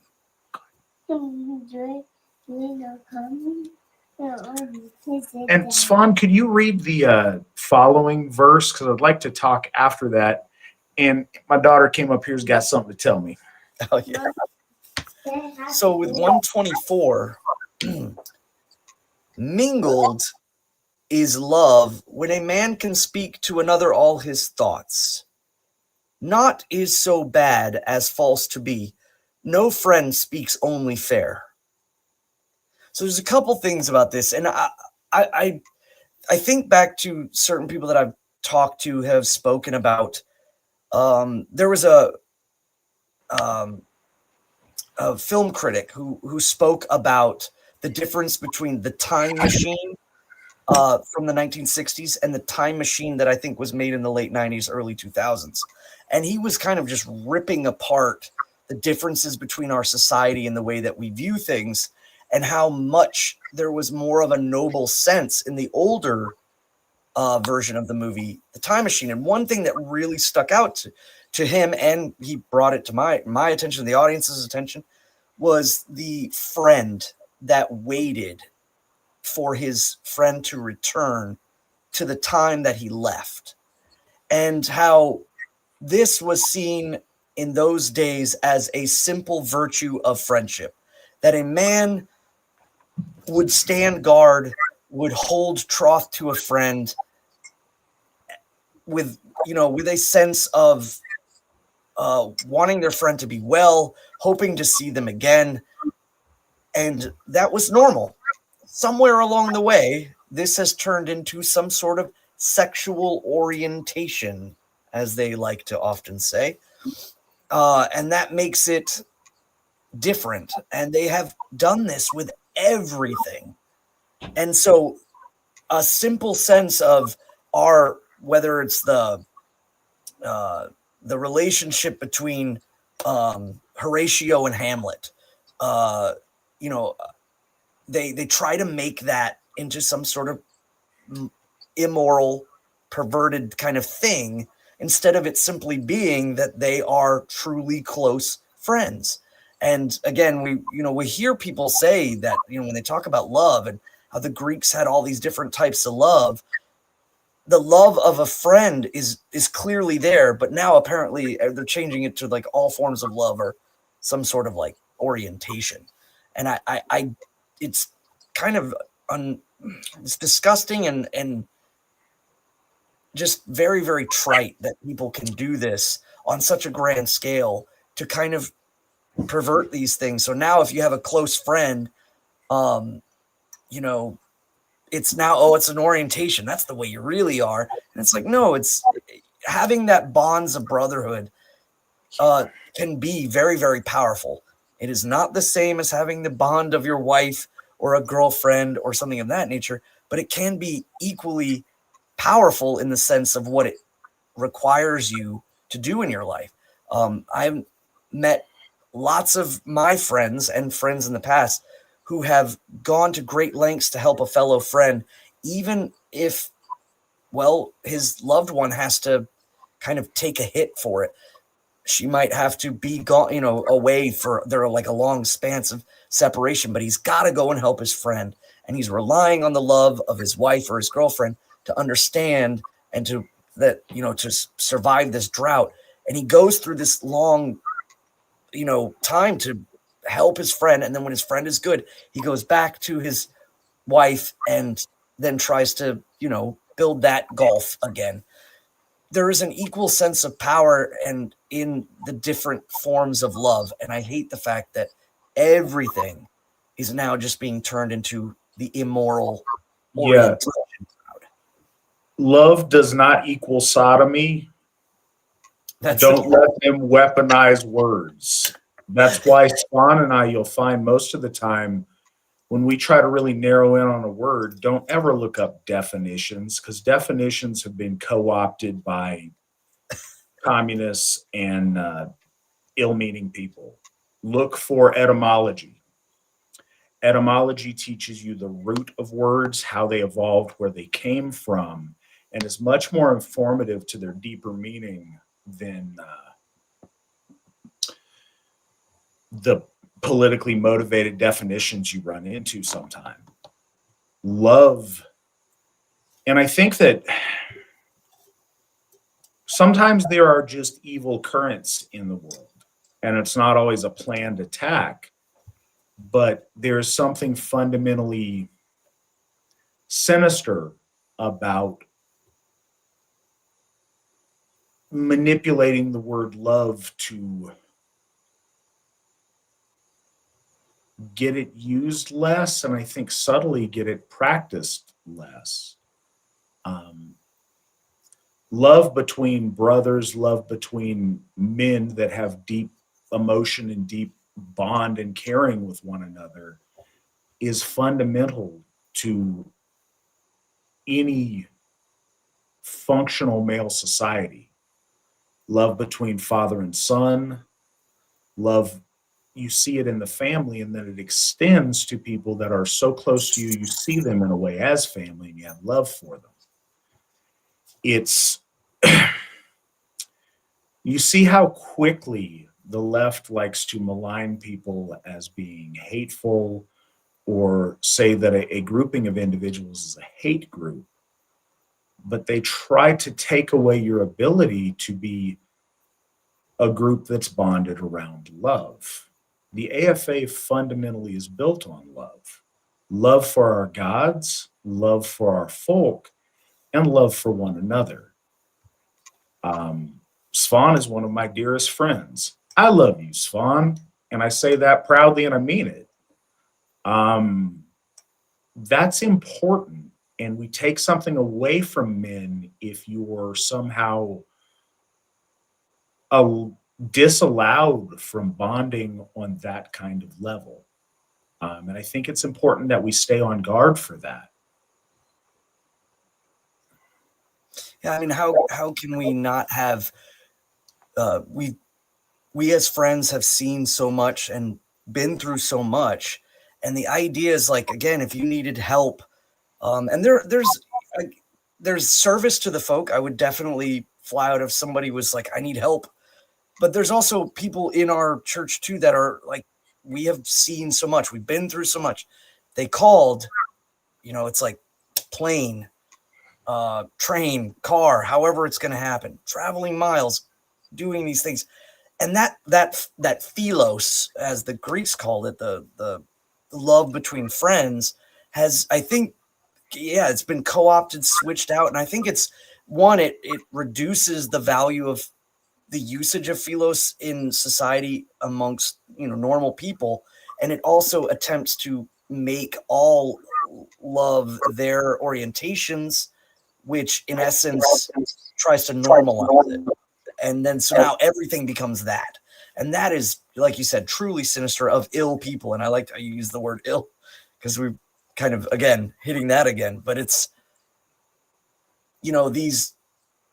the biggest, I think, form of this, what they're speaking of, what's being spoken of in the verses about the idea that a true friend will be able to speak to you in truth, doesn't always have to tell you what you want to hear, but will tell you what you need to hear.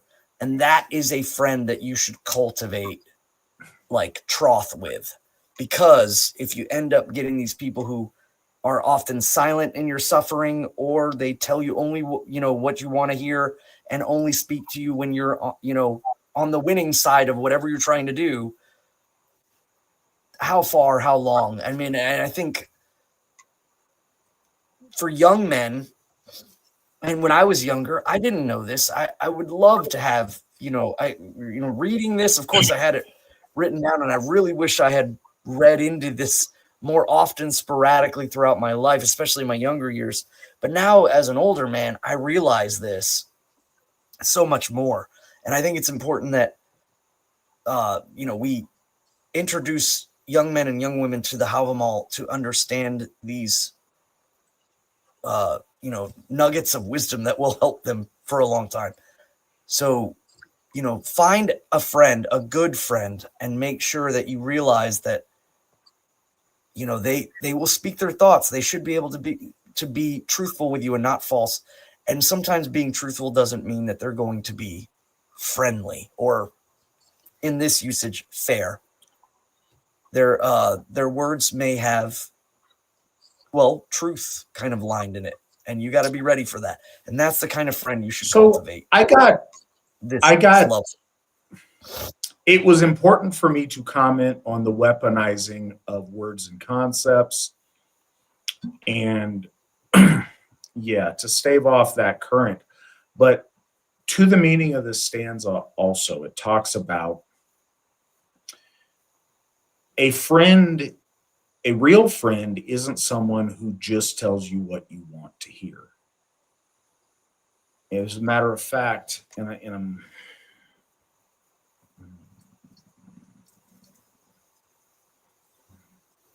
yeah, it says, not is so bad as being false. If you are in a position that you are someone's friend and they trust you to be their sounding board for their thoughts and feelings, you have an obligation to give them honest feedback. Doesn't mean be hurtful and be a jerk, but I would much rather my friend tell me something that I need to hear rather than me go out and be embarrassed. We owe each other as men, but women owe each other this as well, and women often struggle specifically with this dynamic of interpersonal relationship more than men do. I mentioned my mom earlier on her difficulty cultivating friends that she could truly open up to. One of the reasons for that I saw a lot growing up and as an adult with her and her quote unquote friends, her acquaintances, there was an inability to hear or speak honestly if there was a concern or someone had negative feedback. In her group of female school teachers from the Anchorage School District, if one of them said the slightest thing that wasn't lockstep of, hey, everything you do is great, you're the greatest person ever, that's the greatest thing I ever heard, oh wow, this is the most delicious thing I've ever eaten, the slightest word to the contrary would end these relationships because they were all so very, very brittle. We need to extend the courtesy to our friends to be able to take honest feedback and not let that be the breaking of our friendship. Part of being open enough to share the deeper thoughts that you have with your friend is your ability to hear their deep thoughts and feedback on what you've said and not cause that to be a breakage of your friendship. When it talked earlier in a couple verses previous about don't be the one to break the bonds of friendship first, yes, don't cut off your friends. Don't be the first person to cut off the friendship, but also don't be so brittle that you're quick to take offense and quick to discard your friendship. Be able to hear things that you may not want to hear without holding that against your friend. So I do this thing during Sumble, and it's weird how these things run kind of full circle sometimes in these conversations that we do. But we talk about the position of the thuler in a Sumble. I make the point when I designate someone as having that position that, hey, if this person stops you on one of your toasts because it's out of line, it's not because they're being a jerk. It's literally because that's what I assigned them that they have to do. So it's not them doing it, it's me doing it through them because that's a task I gave them to give them an out, because people are so very quick to take offense if someone speaks truth to them and tells them if and when they get out of line.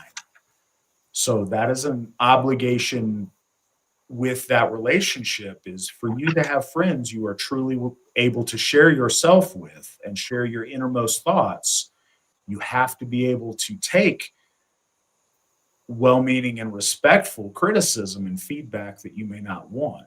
That's how that relationship is healthy, and that's what keeps friendship healthy between men, and very especially between women.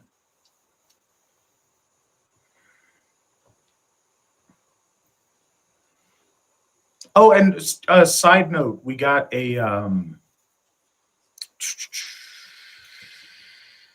hold on, I'm trying to find the comment over on the side.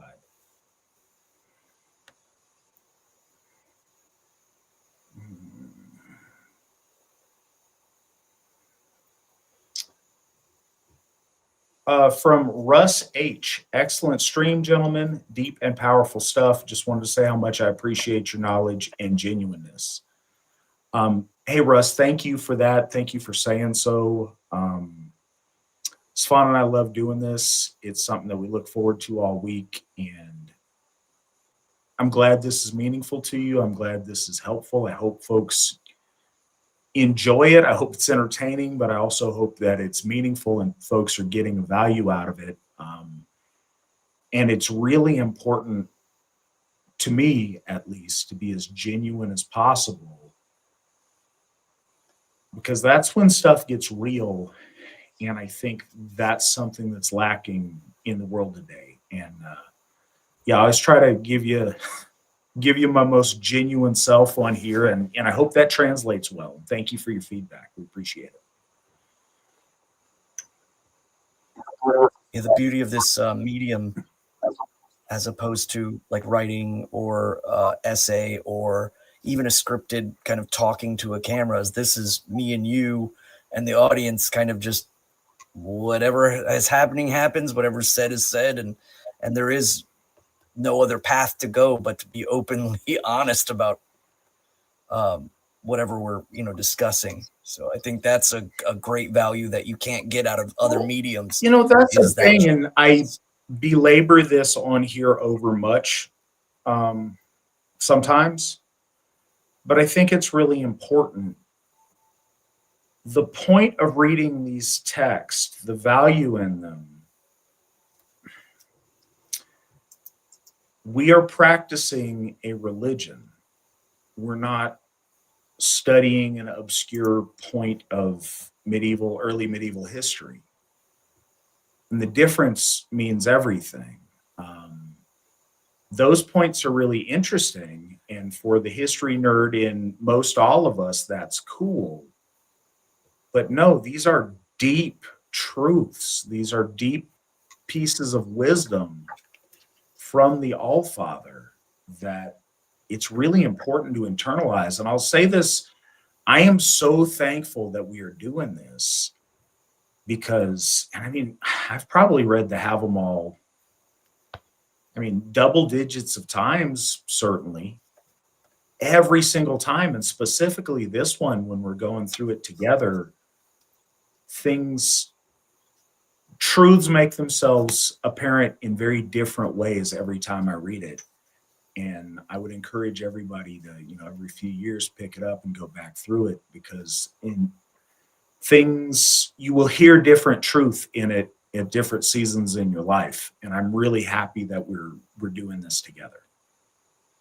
Yeah, this has probably been the most again, piece by piece introspective and kind of more about looking back. Like every time we do this, because we don't do a lot of prep for every episode, but what ends up happening is I end up going back and looking at things and going, oh, wow.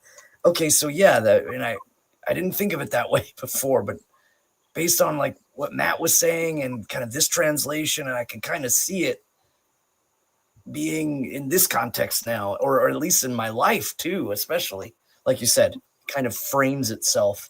Wisdom frames itself in accordance to the timing. Truth isn't a lion, it's a pizza, and it really depends on when it's delivered.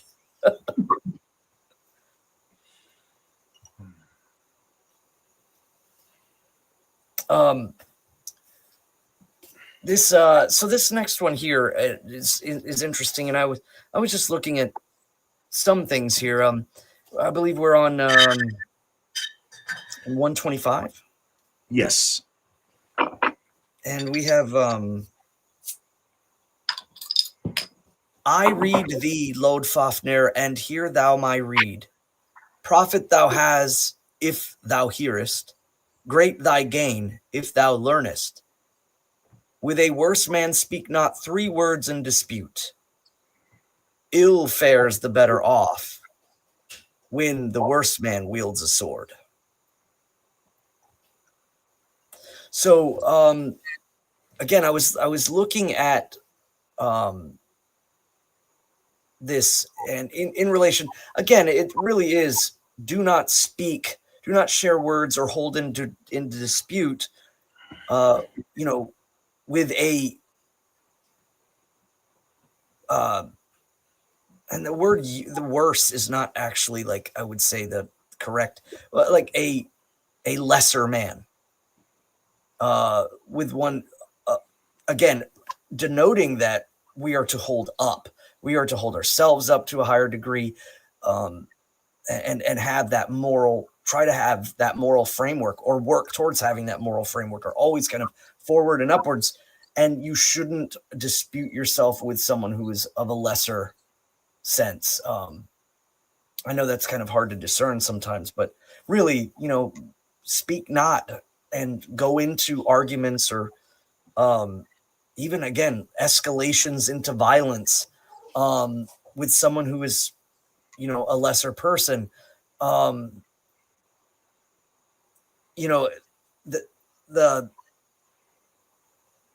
The fate or the outcome often goes towards the lesser man in relation to his purpose. And I think that's what this is ultimately saying at the end, is ill fares the better off when the worst man wields the sword. Is that let's say in relation to a specific, like, say, ourselves to the lesser man, don't get into this altercation with them. But that person is living a life where eventually the altercation is going to get them. And so ill fate often lends itself towards the one who is always in the mind of, again, disputes, aggravation, committing to these arguments, and ultimately, the confrontations. It is important for you to choose when these times are unavoidable. But if they are avoidable, let them go, leave them out, move away from them. Again, don't let the lesser man control the way you think and act. You have total control over yourself. Let that be your foundation, and you will find that the ill of fate will often lean on that other person. Eventually, it's going to catch up with them. And you don't know in what way or what have you, but that's not the point. The point is again, if it's unavoidable, absolutely defend yourself. And that confrontation will play out as it plays out in the skeins of fate. But if you can, let it go, leave it alone, move away from it, and continue to live that forward and upward of yourself. There's certain points where you have to be able to control that, and other times I know you can't, but in certain occasions, but for the most part, you'll find that living the noble life will benefit you, while that person is clearly going to run themselves into some direction. And I think that that's another concept of weird that people, like, we often joke about, it is like, weird is that when you ride a horse, you have a higher percentage of falling off, or you have a higher chance of falling off. When you're in a boat, you have a chance to drown. When you find yourself living a life that is ignoble, it's not the gods that will curse you. It's you that will curse you as you weave yourself into those directions. And that's why we talk about the cumulativeness of success. Is the idea is that if you are on the right path and you weave yourself in a direction, then what ends up happening is your victories become compounded. And then I think it goes beyond just that. I think there's a force of folk, ancestry, and gods leaning you in that direction. Whereas if you become worth less or have a negative value, you end up finding yourself into these dark corners and terrible situations that you might not have a chance to get out of. Hopefully you will, but sometimes you don't. You hear about that all the time. So let that person drive themselves into those dark corners of life and just leave it be, unless it's unavoidable.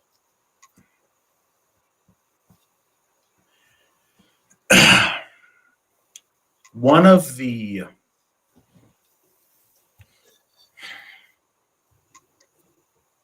first, everything that Svan said, but in a completely, literal or very close to literal thing, when it comes to, and unfortunately, I think that we all know many instances of this happening throughout history, perhaps in our own lives, with people that we know. Deadly weapons are a great equalizer, and just like in a boxing match, everyone has a puncher's chance. You run into somebody who's got a gun, or 1,000 years ago, you run into someone who has a sword, and maybe you don't. You say the wrong thing at the wrong time. You get in the wrong, stupid, inconsequential argument over nothing, and your life can end in an instant from somebody who's way less of a warrior than you, way less worthy of it, way less whatever. They don't need to be. They just need to get lucky one time. And that's a tragedy that I think many of us have seen. Like I said, either with people that we know, people in our own lives, whatever, or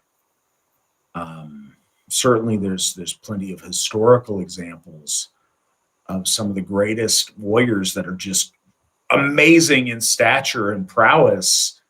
All it takes is them saying the wrong thing at the wrong time. It takes you being at a traffic stop and jaw-jacking with the guy next to you who's being a jerk and cut you off.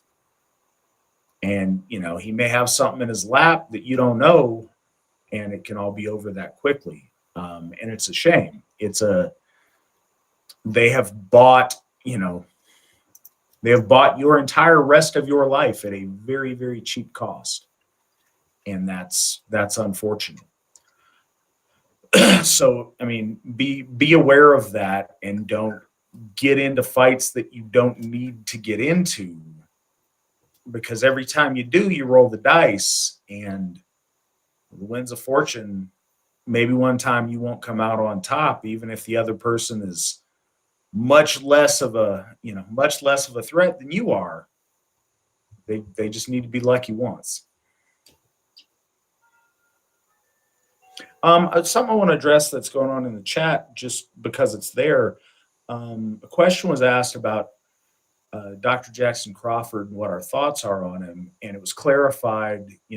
Nick mentioned that we're not buddies, but the question was more about his translations.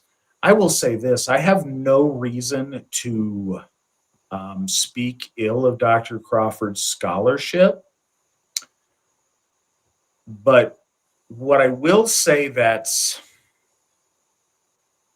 worth factoring in, I think, and it's kind of what I said a few minutes ago, but it plays a part in that. If you are having inevitably you make choices when you're doing translations. Words don't translate perfectly. There's infinite numbers of inflections and implications and, linguistic turn of a phrase that can really alter some very important parts in a translation, even if done completely honestly. When you have a scholar trying to translate word for word with no particular intention in mind, they will break a certain way based on trends in academics, based on trends in linguistics, based on the art of translating or the art of writing. if you have a religious practitioner of a faith translate a work, they are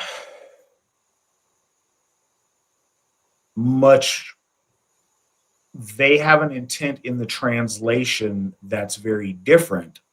So when there is choices to be made,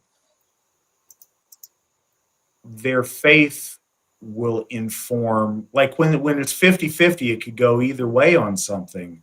They're going to err on the side of treating religious texts as religious texts, where linguistics scholars are going to err on the side of whatever their school of linguistics happens to be. And I think that over the entire course of a work, it can possibly make a difference. So, for example, and this is a thing, you're going to run into this with different translations. I'm unaware of any text of our lore that has been translated into modern English by a practicing Asatru. So it could be kind of, apples and oranges at that point.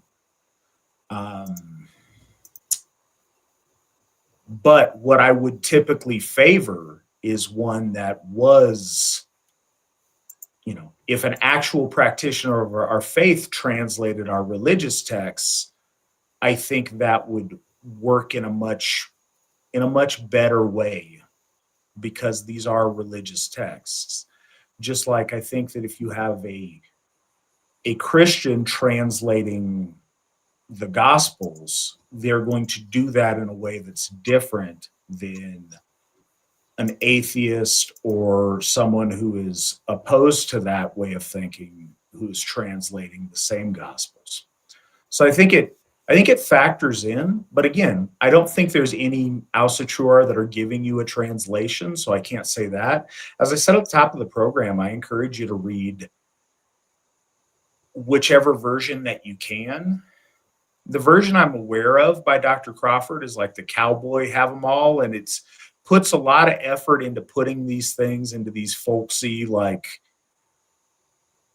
almost cheesy Americana ways of doing it. And I think it misses some of the subtle nuance that a more straightforward translation would give.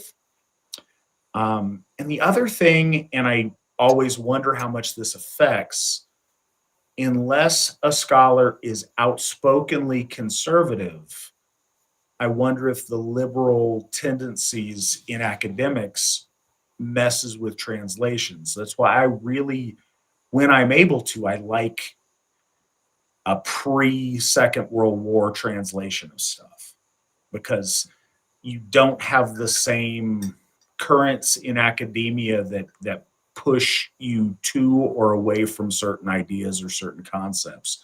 People were able to be proud of different things in a full-throated way without having to not offend.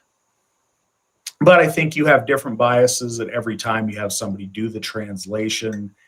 And, the further advanced in time, we have access to different sources that we didn't have when other people were doing translation. So there's value in all of it. Svan, what do you have to offer on Dr. Crawford's translation of things?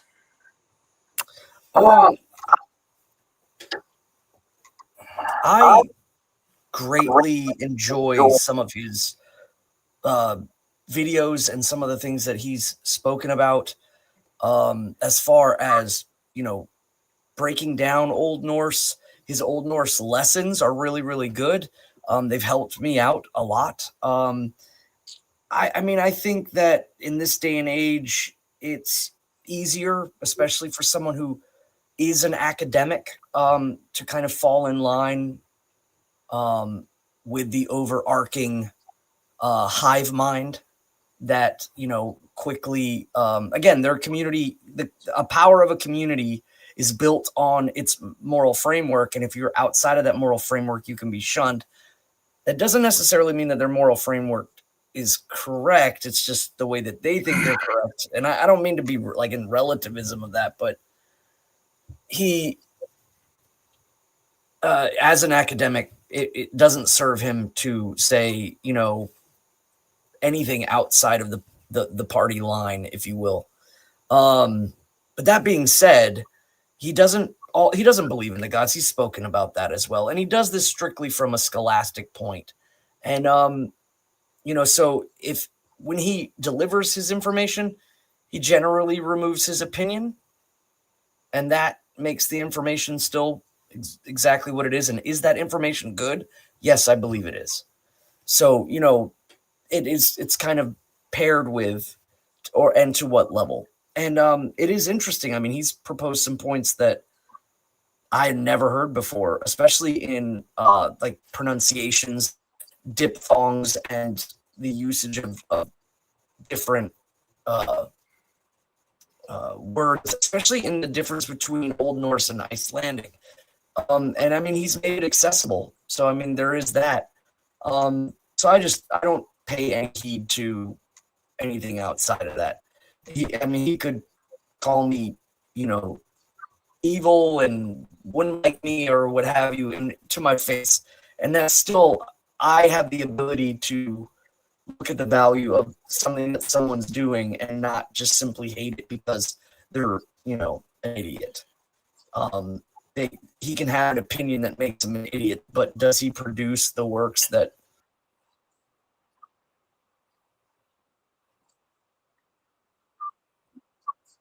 whereas left-minded people are more emotional, like this person thinks this or does that, or I've been told they think this and do that, so I'm simply going to hate everything that they do. And I don't think that's necessarily the case from our perspective.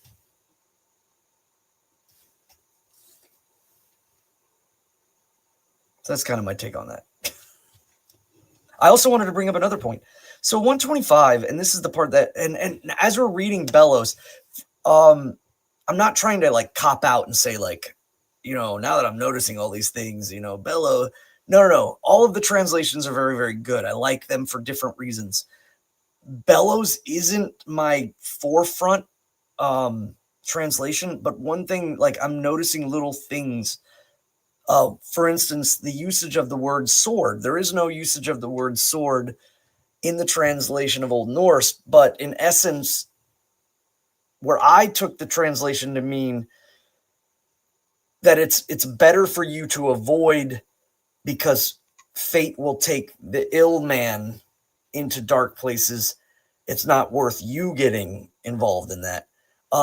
Some of the other translations kind of lend on that, but a much more clear way. So I wanted to bring it up was that, a bad man that attacks people is oftentimes far less concerned or has far less things to lose. That's the lifestyle they live. And if you are a good man, you should just simply avoid getting into that because you have far more to lose than they do. And that's the general translation that other people are kind of keying in on. I took it more as it's better to avoid because ill fate will eventually lead them down the road, and there's no reason for it to lead you down the road. So, leave it as it is unless it's unavoidable. That's the kind of the way I took it. But I was just looking at some cross translations and the usage of the word sword, and it just was very odd that he used that.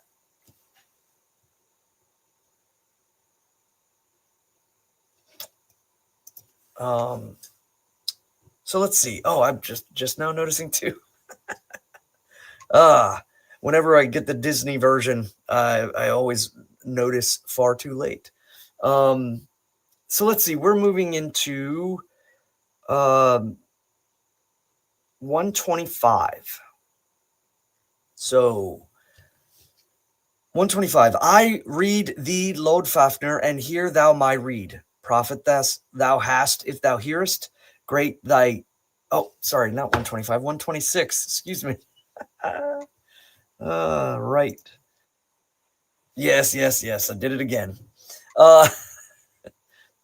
Damnable numbers. Marines and their and the math. Right. It's like, can we color code these? No. 126. I read thee, Lord Fafnir, and hear thou my reed. Profit thou hast if thou hearest, great thy gain if thou learnest. A shoemaker be, or a maker of shafts, for only thy single self. If the shoe is ill made, or the shaft prove false, then evil of thee men think. Okay, couple of things. This stanza is not talking about the literalism of shoes, and shaft, of course, meaning arrow shaft, or spear shaft, a weapon. But the ultimate point of this stanza actually lies in the end. If they prove false, then evil of thee men will think. So the idea is that you should not construct situations in which the foundation, especially when you're involving other people, the foundation of the things you are constructing should not be shaky, because if it falls through, the more people involved in the fall, the more woe and the more possibilities of ill thought are directed towards you. And it's worth noting here they don't say ill in the usage of the word evil. It's baleful is what's being said. So the baleful will be the thoughts that men think of you. And that's, again, is if you provide or if you construct a plan or a situation to move forward in life and it involves multiple people, it's better to do it first by yourself, or even at least to gain the foothold of success. You do it by yourself before you bring others in, because anytime that you interact or create this structure with more people and it's shaky and it falls through, you haven't tested it, you can weave woe. So this is a really kind of clear point. It's kind of like I was trying to think of, like, there was a colloquial thought in relate, like if there's more than 3 people involved in a secret, then everyone knows. Well, if there's something to be tested that you haven't tested yourself and you bring others on, the fall will be blamed on you, is basically what this is saying. So walk in the shoes, shoot the arrows before you bring everyone else to rely on the shoes and arrows that you make. That's the best way to kind of context that one. Now, to be hesitant to be a braggart on things too. It's something to think about. Goodwill will take you a certain amount, but if you tout that you have a particular skill or a particular knowledge on something, you better be able to back it up, because if you don't, there's consequence to that. It's kind of a side note question for Svan. Does Jackson Crawford have a translation of the Hávamál outside of his cowboy Hávamál that you're aware of? Yeah. Okay. Yes, it is. I believe he has a book. Yes, that's it. I have it. That's not the cowboy one, though, right? No. Okay. Okay, cool. I was going to say that I get what he's doing with the cowboy Hávamál. It just makes me uncomfortable, and I think you lose a lot of the beauty and sacredness of the text when you put it in like hokey gunslinger like vernacular. I took that differently. I understand what you're saying, and I just kind of took it in the context of, like, he was, what is the the samurai of the West is the cowboy, is the gunslinger, or what is the Viking of America is the indomitable spirit of the frontiersman, or what have you. I think he was trying to create, at least peripherally, that connection, and out of that I just the entertainment of it and I'm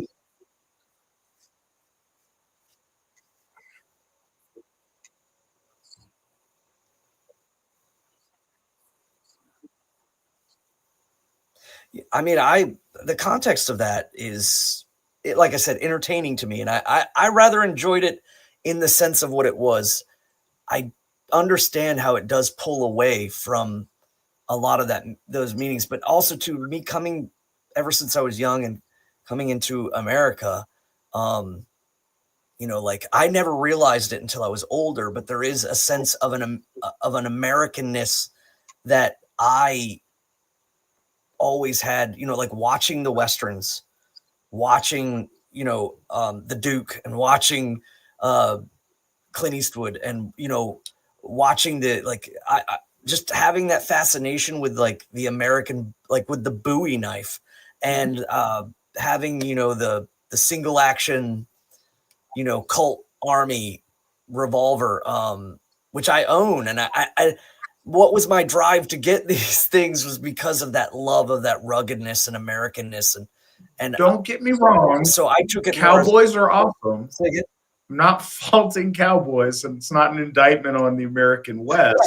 It's just when you have to change the words to make them old-timey and cowboy-y, you lose some really subtle points that are valuable. Like there's basic points that you absolutely hit when you put it in cowboy talk, but it's, it's like the hood Hávamál, like peep game, Lord Fafner, pimpin' ain't easy, you heard. It's, I guess, gets the basic point of some of the stanzas, but the fundamentals are there's a lot of nuance that I think is, I don't know. I'm not a huge fan of that, but that's why I wanted to see if there was another version besides just that. Yeah, that opens up a lot of doors. I don't want to be impious. I'm just thinking. Well, that's what I'm saying. I'm not. That's yeah. That's I don't necessarily like putting it. I think that alters the wording quite a bit in a significant way. But yeah, what do we got for 127? I've got a goal tonight in mind, so I want to see if we get there or not. All right, and I'm gonna have to step away for 1 second after this. So I read thee, Lode Fafner, and hear thou my reed. Profit thou hast if thou hearest. Great thy gain if thou learnest. If evil thou knowest, as evil proclaim it, and make no friendship with foes. So, I mean, this is pretty straightforward. The usage of the word bale over ill is an interesting, again, point that's kind of contexted in the Old Norse. So it's the usage of the word evil versus bale and evil versus illur is again a heavy work towards perhaps deed and or moral fabric, and that I think is an interesting point. The balefulness is when you see someone that works against you is what.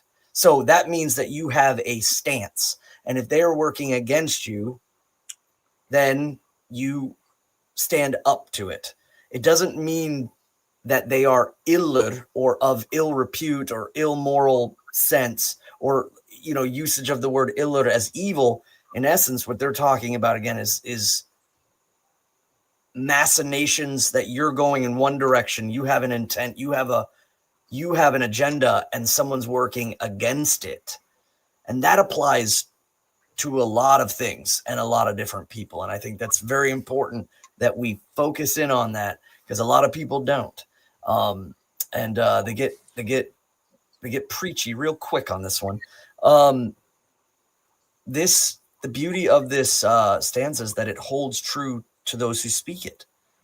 And again, you should not make friendship with your enemies. You should not make friendships with your friends' enemies, because they work balefully against you in the long run, and that is something of deep importance. If you have true frith with your folk, if you have true frith with your kinsmen, then you do not make friendship with their foes, and you do not sit idly by while they work against you, or they work against your people, or they work against your fellow kinsmen.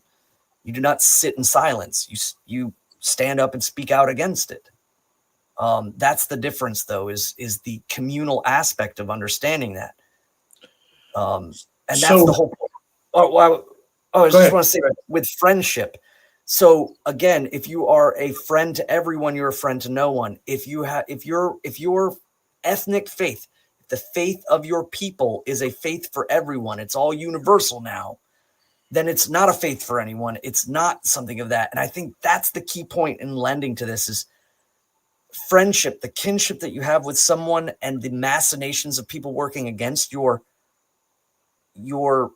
quantifiable thing, the unity between you is quantifiable. Then you should stand up against the people that work against your quantifiable group, whether it's a friend, a kinsman, again, your family, your church, your folk, whatever it might be. These are quantifiable things. And I think that this has been taken for the preachy sense for people who don't have, I mean, their friendship is what? Perhaps personal, but outside of that, I mean, they're standing for the universalism of everything, the relativism of everything, the borderless and boundaryless. The inner guard is no longer an inner guard. It's just a great plain of nothing.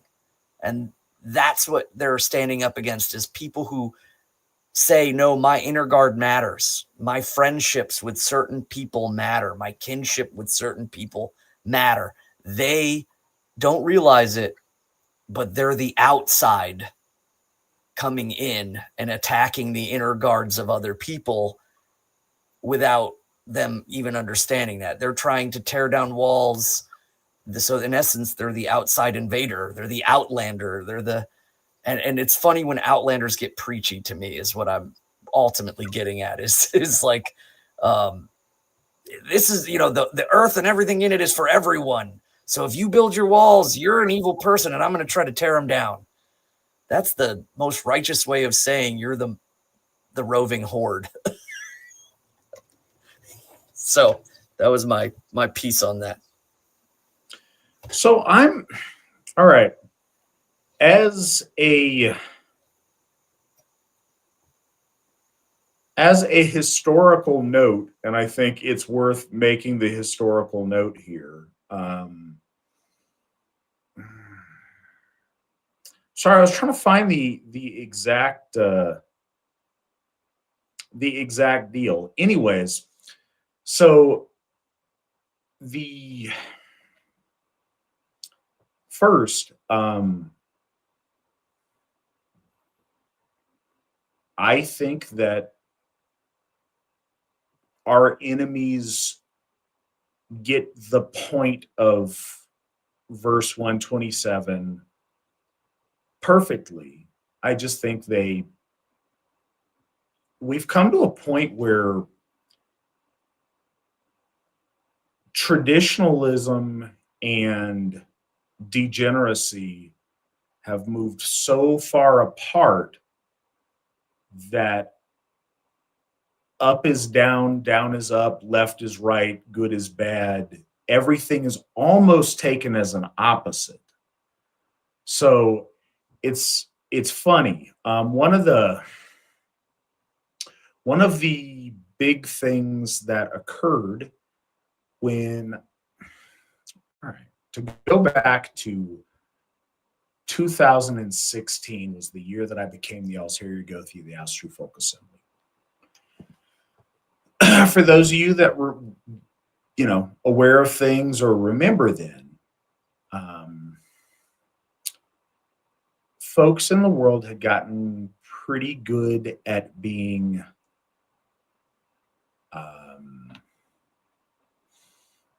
very PC with all the things that were said. And it was a time in Asatru where there was an overlap between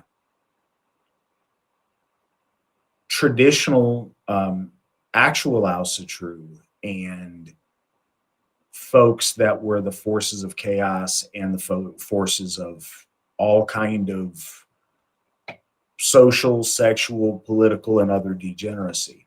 And there was a tremendous blurring of lines and confusion on things. And it was very important to me, as one of the first things I did as Ulterior Gothi, to make a very clear statement of what the AFA is about and what we're not. And so that was entirely my point, was to make a very clear separation between good things and bad things.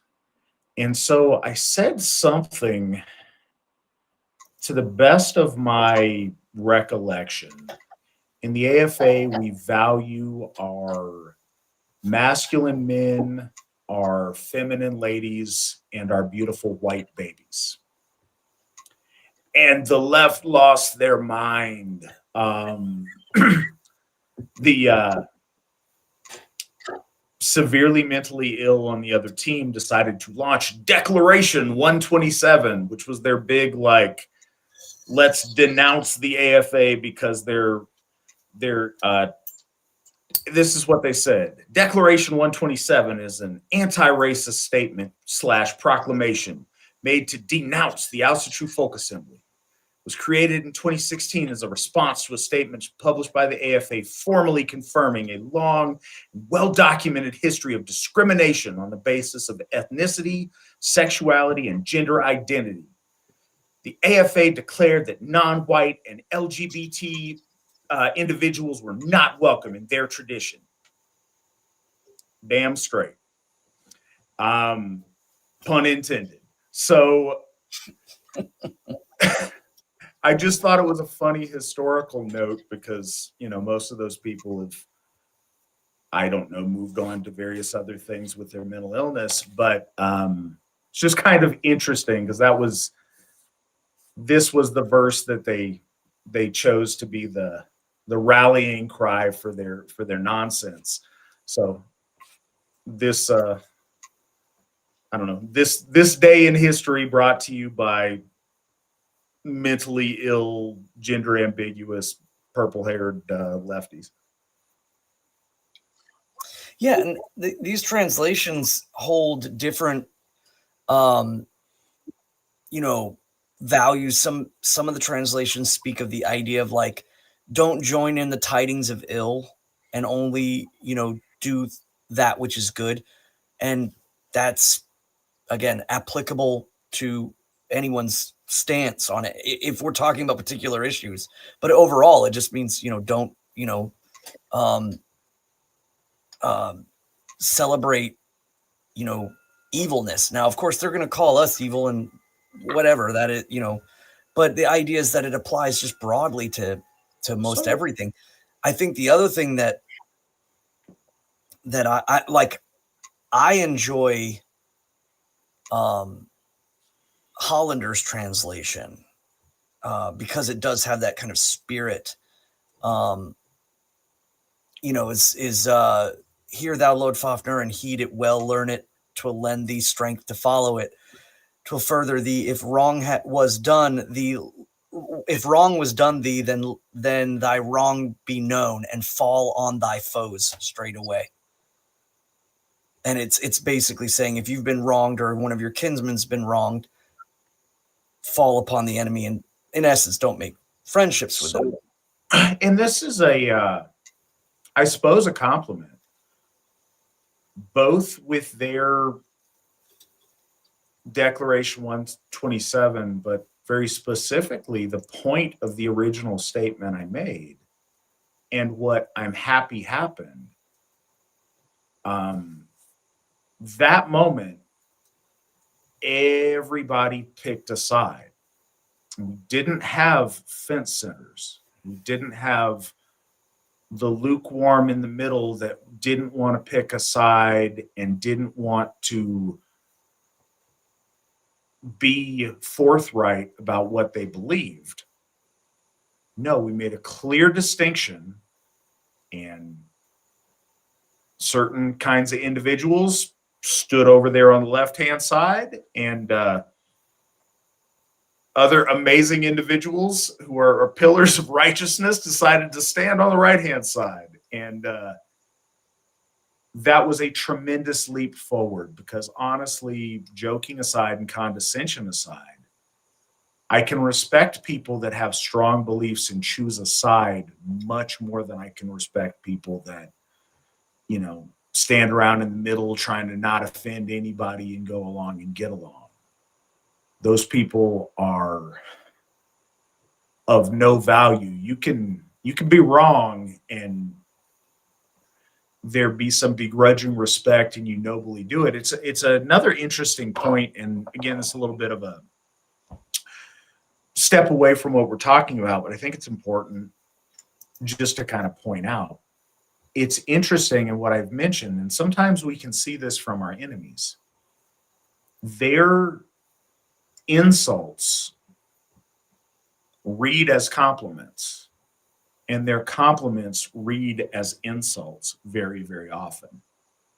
And I've seen this a couple of times. I was listening to a podcast about disparaging our founder, Stephen McNallen, and these group of, you know, obese, mentally ill Wiccans basically were talking about what a prude Steve was because he didn't want to join in on their fatty orgy that they were engaged in. Like, that is complimentary. That is a statement of value in Steve's corner, that he did not choose to engage in that particular activity. Yet they see that as an indictment of his prudish, heteronormative, not liking gross things, whatever. But we're now at a time that degeneracy and chaos are so far separate and so polar against order and tradition that it helps a lot of people see the world in a much more clear way. And that's brought a lot of people to the AFA and who otherwise wouldn't have been comfortable with it, because the lines are now much clearer than they have been in the past. And that just as a historical side note on stanza 127. I knew we would get there eventually, and I don't think that a lot of people have ever heard us openly talk about it. And I mean, again, because it's not really worth paying attention. I've always took it as that's the righteous horde trying to say that's why we're going to tear down your walls, because walls are evil. So I just think it's kind of funny how we never really had a point of just outright talking about it. It's silly, but it's hard to go past that stanza and not reminisce. Yes, reminiscing, because I mean, and a lot of people might not know this. There was a time when you know, like the Troth as an organization was you know, attempting to live by the ideals of democracy, and that meant letting everyone have their say, and it was like a gray zone, and there was so much fomented venom in between the little factions, because that's how democracy works. And in essence, I think you did them a favor. You basically kind of I guess unified them under one thing, but then again, over time, as we've seen, it just kind of fizzled out into internet bloats and so you know, okay, last thing, Zoom calls. All right, I'm just going to take liberties to be mean-spirited about the Troth for a second. Here we go. Well, no, I'll just okay. No. I will say this: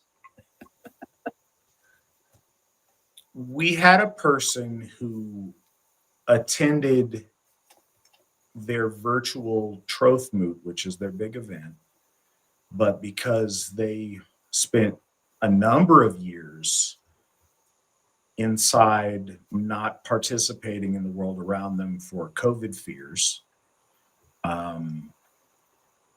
They had an online troth moot, and this person that we knew took screenshots of the video call that was there with all the different squares of the people who were participating.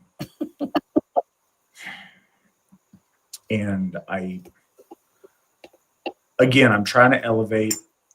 I'm obviously pointing out something that is funny and is gross and is detrimental to them, but I'm not trying to be a jerk. I'm trying to point out a really true commonality. You could see the mental illness radiating from every single person that was on the screen. And it displays the dichotomy between beauty and hideousness, between order and chaos, between health and sickness, between right and wrong, in the most clear and stark terms I've ever observed in my life.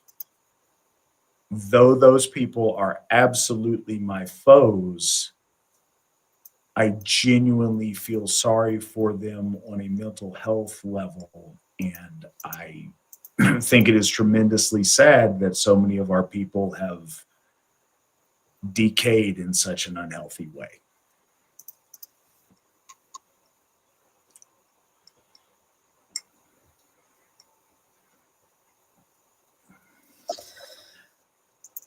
Well, again, like we spoke of, sometimes people just weave themselves into those dark corners.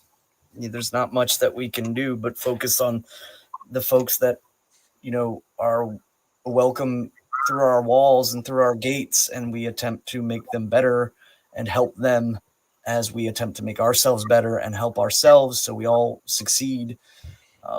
You just can't fix a lot of that stuff. And I mean, again, it's sad, and some people, I think, in those associations and such, we're okay people, but the ideology pinnacled them in a direction that basically wouldn't allow them to kind of be gray anymore, and they needed to, like you said, pick that side, and that really did force a lot of that. I remember a long time ago, early Asatru in the 90s, one of the big thing that was kind of going, and it was kind of like the proto folkish to universalist arguments, was the profession of faith, which I was 100% behind. Actually, I became Asatru through a professing of my faith to the gods, and I forsake all other gods that were not of my people. And there was other people who were in the realm of relativism. They were in the realm of, I don't know what, they basically just regurgitated or chewed out Wicca kind of views, where it's like all the gods are just hypostasis for the masculine and feminine, or what have you. And a lot of people, I actually heard someone argue like, I have a statue of some Middle Eastern goddess on my altar. I can't, I can't remember what was said. It's like, I don't want to limit myself or something like that. And it just sounded so swarthy and like shady. So, okay, so we're venturing far afield from our discussion tonight, but there's a couple of points that are really good to make, and I think this is an okay time to put this out there. And Russ, I'm glad that you appreciate the angry lefty voice I was making. It's hard to read that in a non-biased voice because it's just so ridiculous. But in my position as a Gothi, one of the most common experiences that I'm called upon to do is counseling. And I've had the honor of counseling a lot of people. The most useful tool that I've had in counseling people, I would say, is getting them to express their thoughts and feelings out loud and hearing themselves say the things that they say. This has nothing to do with the text. It's just a side note that came to mind when Svan mentioned that, but I think it's a really beneficial thing if folks would hear me on it. And I guess it does relate because we talked about having a friend that you can share your true self with and getting honest feedback. Some of the time, we allow ourselves to entertain absolutely absurd mental gymnastics on things to fit in with the group that we're in, or because it's politically correct, or because to go along or get along, or because we just are in our own head fomenting on our feelings. When you vocalize your true feelings out loud to another person and see the expression they make when they hear something that is completely nonsensical, it is very therapeutic in your ability to sort through your own thoughts and feelings on a subject. So I just say that to keep that in mind. But with that, if you would, and I've taken plenty of liberties, so if you have anything you want to add or you want to say, feel free. But if not, let's move to 128. And it's no secret, my goal is to try to get through 137 tonight. So let's see if we can do that. Ooh. All right. Because when you're expounding on some things, I'm also trying to attempt to look at things as well. So and try to get some points across that I find interesting, but I have to verify before. Can't just say without the possibility that there might be something that I'm missing. So I'm over here clicking and flipping through things. So please be patient with me on that one. But okay, so we are on 128. 128. I read thee, Lord Fafnir, and hear thou my reed. Profit thou hast if thou hearest, great thy gain if thou learnest. In evil never joy shalt thou know, but glad the good shall make thee. Now we go back to the usage of the word illur or illu. So there's that difference between bale and ill is evil. So this is a great one, and I like this one because oftentimes I'll find myself in theosophical debates with Catholics, with Orthodox Christians, and a lot of times, again, they don't know anything about the religion, so the only thing they have is the construction, and they're at a deficit there because a lot of people that have come into Asatru, very few have been raised Asatru. That's the chasm. My children are raised Asatru. This is our faith is going from that 0 to 1 kind of sense, or 1 to 2, I should say, because I went from 0 to 1. So one of the things that they often try to get is they kind of lump us in with all pagans, and I use that in the modern sense of the word, or polytheistic neo-paganism, and they're you're just an atheist that doesn't want to be held accountable for their actions.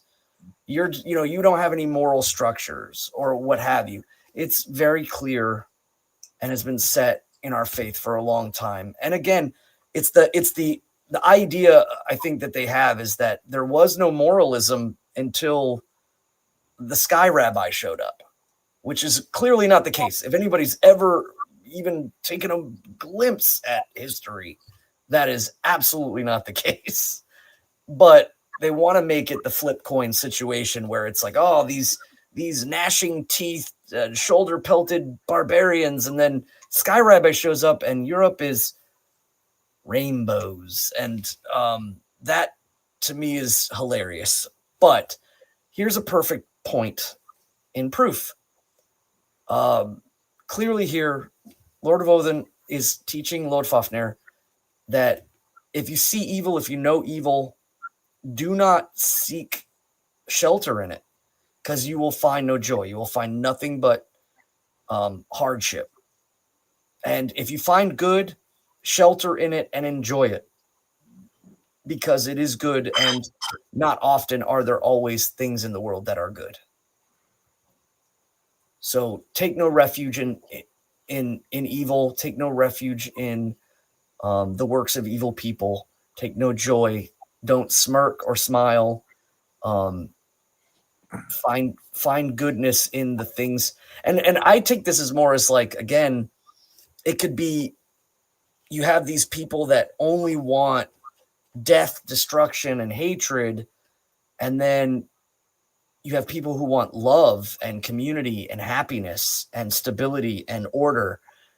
Go with those people. Don't go with that. And it's very incumbent on them to portray us as the evil, hate-filled, I mean, even a leftist or monotheistic universalist Christians, whatever they may be, they want to paint us as one thing. And no, we should strive to be the white pill all the time. And don't let them, they desperately need us. So don't fall into that. We're not the group of, vitriol, anger, hatred. We are the ones that want order, peace, and community. We want our walls to be secure, and we want our people inside our walls to be happy, healthy, and growing. That's what they hate. That's what they want to destroy. Again, it's very preachy of them to be the, I guess, I don't know what a good word, but I guess the spreading horde. And, they're going to throw themselves at the walls that people create. But, these people are creating walls in what intent? And our intent is, again, peace and prosperity, health, growth, order, structure. And we want to defend those walls in order to maintain that trajectory. And they cannot stand it. And again, it's same with the Christians too. They kind of project that we are a religion that doesn't have this, that we are just part of the roving horde, and we're just attempting to destroy. No, we have walls, they have walls. At least we have that in commonality. But, they're just going to see us as the roving horde, especially as their walls falter, as their churches turn into Hoffs, as their people leave. And again, I could argue about that with the idea of how they have made the divine obscure. They have made the divine unrelatable, through language, ethnos, imagery, all of that stuff. They have made the divine completely unrelatable. And when it is time to look at the divine, you're going to look at it in the lens of a foreign land and a foreign people, and all of the things involved in it are specifically in this tiny little area in the Middle East. But outside of that, it goes into, Greek philosophy, which is really good at certain points, but then it goes into absolute obscurity. And their people are leaving in droves because they have lost connection. They know that their faith isn't of their people, and there's no way that they can make it that way. So they go the other direction, and it is diffused into irrelevance of any sort of structure in the long run. And even that, the structure that they've long had is slowly eroding away, and we can see it everywhere. And that's because, again, they built on disconnected sense. It's not an ethnic faith of the people. It is a foreign faith from somewhere else. And that foundation alone has led, it's still going on, and it's very, very strong, but at the end of the day, they can't separate themselves from this situation. So, I've had discussions about with Christians that speak about, they just cannot conceptualize the idea that their religion is a subsect of Judaism, but yet they believe in everything that that comes from. They believe in the Ark of the Covenant. They believe in a Messiah, as the name intends, in the language that it comes from. And they can't connect to it. And so then they just end up, well, God's mysterious and works in his mysterious, and it just becomes relativism. So these are the kind of the two polarities they're working through. And as we grow and as we strengthen and as we, reclaim and make a stand, build the wall and hold down the flag and make statements that say, no, you're not welcome in these halls or in these walls if you're, promoting this or promoting that. They're losing that rapidly, and we are holding the course. And I think it's just the biggest thing that we have to work with is people reconditioning themselves away from Semitic religion and Semitic thought and universalist thought back into ethnos and folkish religious thought. And that's the biggest hurdle that we have to cross. And also just getting people to, again, sometimes they reject the seriousness of religion because, oh, those Christians were serious. No, we have to work through some of that stuff. But at the end of the day, you can see one is rapidly decreasing, and we are stabilizing more and more every day. And I think that's important. Sorry, I soapboxed there. Hey, so we got a question on the side, and we're saving some of the questions till the very end. But Europa asked, will you put the membership count back on the website? Well, there was some discussion, but I wasn't sure anybody took that down. But for transparency, member number is currently at 788 as of this moment. And we'll make sure those are definitely back up on the sites and easy for folks to monitor if they'd like to. But I just wanted to put that out there because we did have a question about it. This. No, I'm sorry. Go ahead. I was a brief comment, just saying that it's strange that was brought up because we were talking about that when you made the statements back in 2016, and it did create those sides.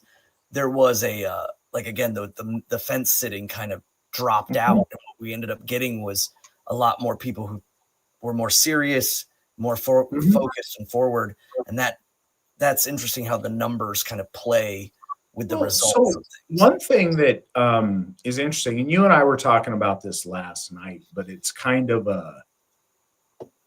I sent a message to our folk builders about it this morning, and I think this is a good enough place to talk about it. We'll get back on topic, I promise. But it's worth doing. So membership numbers, we are dealing with folks that,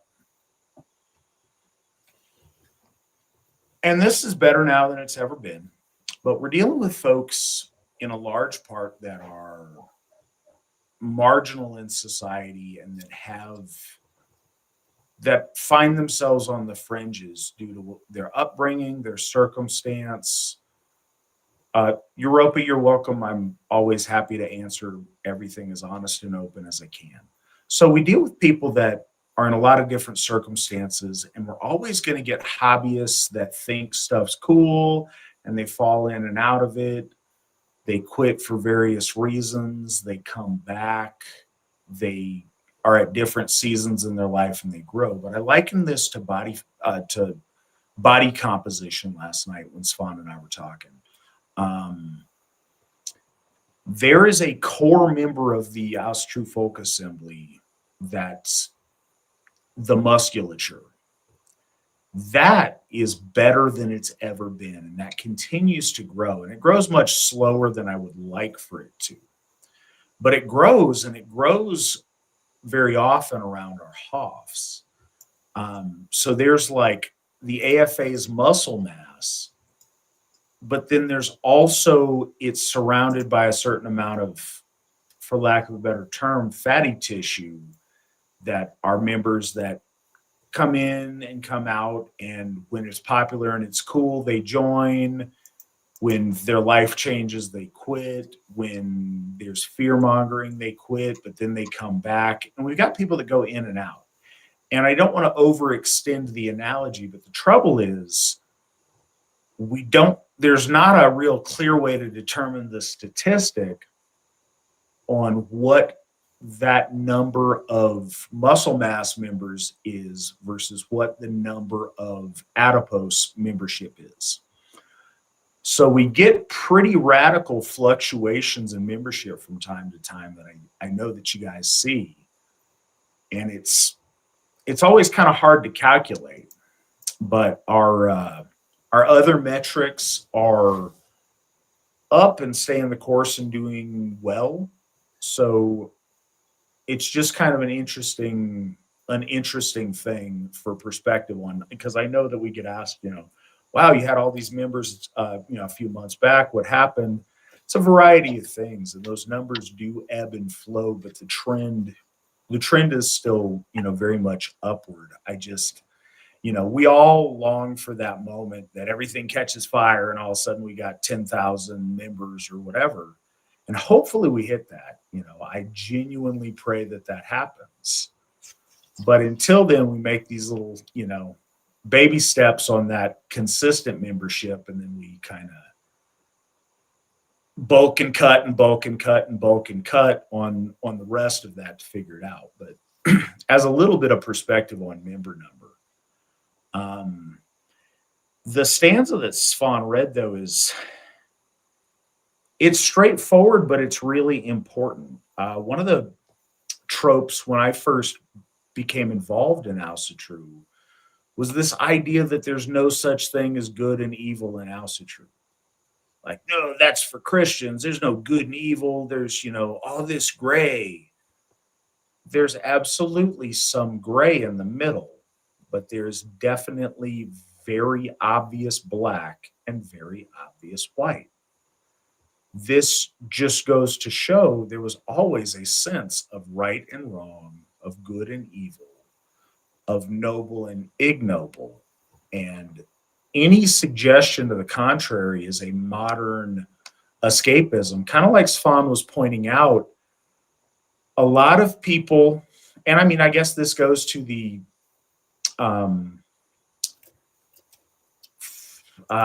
more flaky membership we talked about. There's a certain number of people that see any form of paganism as basically kind of a fun atheism that is a license for not having to conform to standards of right and wrong. And it's not that at all. And sometimes when people find out that that's the case, they move on to something that is that, or that does justify that worldview for them. And I think that it's really important to make that distinction. There's absolutely right, there's absolutely wrong, and there's judgment both by us here in Midgard, by your ancestors, and by the gods. And Svan pointed that out earlier as well.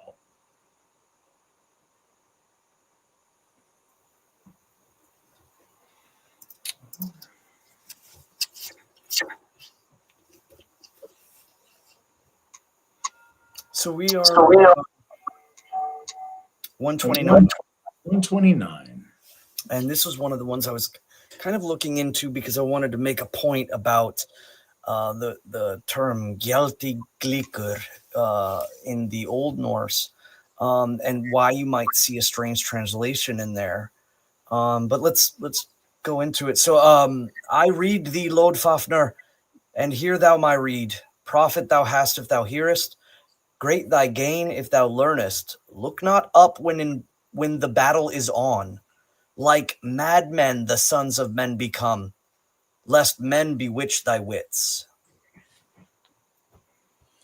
So this is an interesting one. First off, I would think I want to premise it into the idea of battle in relation to the time. So warring and fighting. The context of warfare back then in relation to weaponry, swords and spears and arrows and things of that nature. So right out the gate, this is talking about don't expose yourself or look up.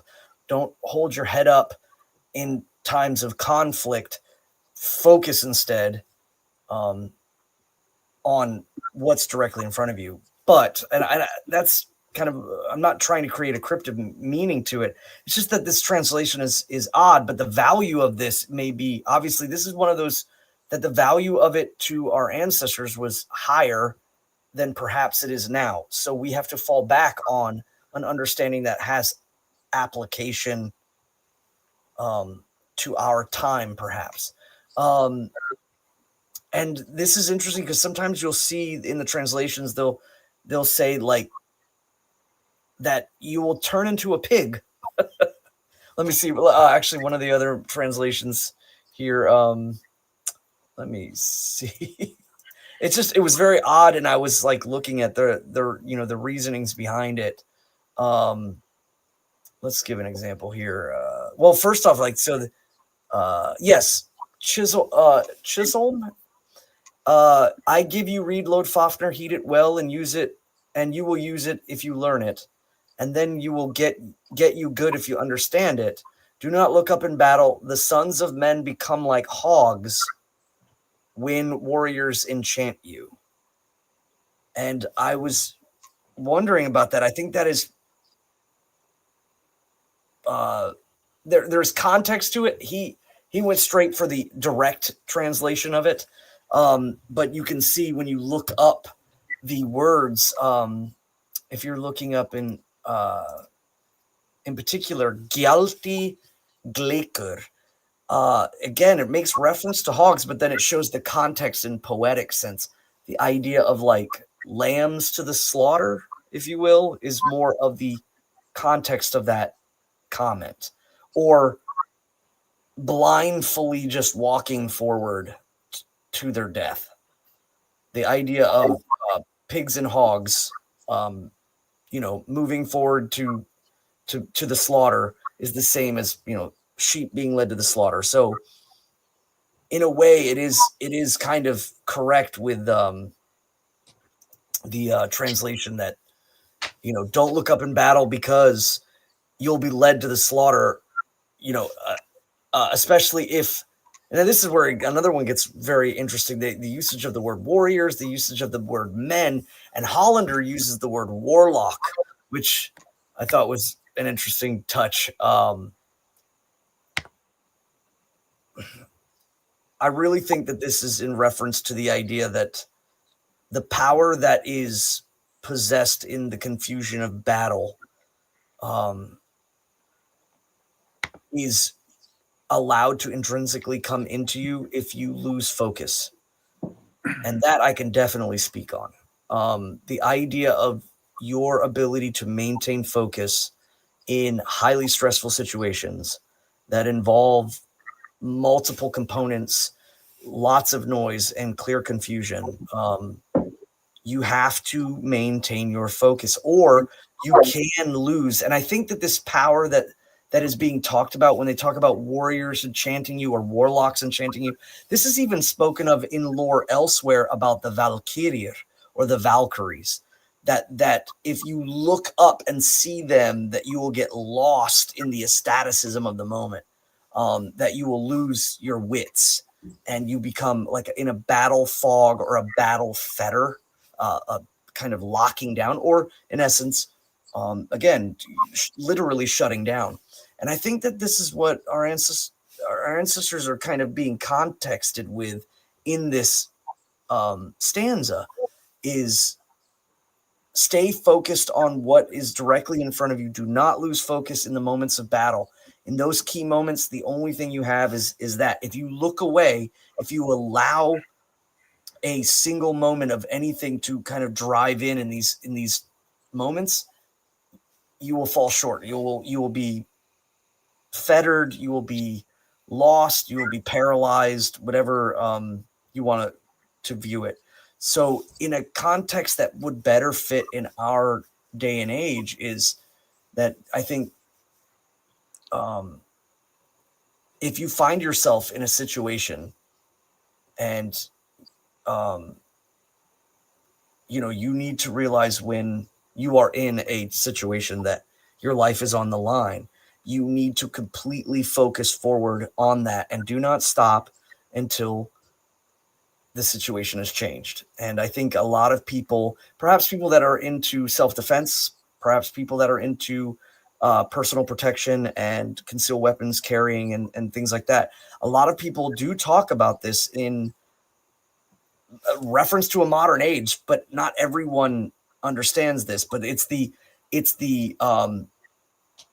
cumulative action through the incident. So everything has to go through from beginning to end. From the moment that there's the threat is perceived, there is the drawing of the weapon, there is the removal of the threat, and then there's follow-up actions in order to ensure that everything is. But the moment this happens, the moment that the line is cut or there's the step across, and we live our lives not knowing that, but the moment it crosses over, if you have the ability to defend yourself, especially with a firearm or with a weapon, the point is to complete the focus all the way through into follow-up actions that allow to ensure the safety of yourself and other people around you. And that means going from point A to point B without looking or thinking or contemplating anything else.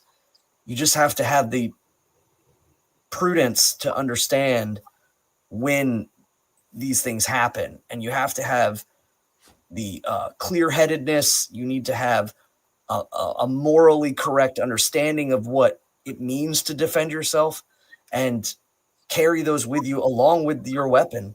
And then when that time comes, and oftentimes it's not when you want it or when you're not asking for it, and it's certainly you're only prepared with what you can control, you should cross through that threshold with complete focus. Don't think of anything else until everything is eliminated of threat, and then you can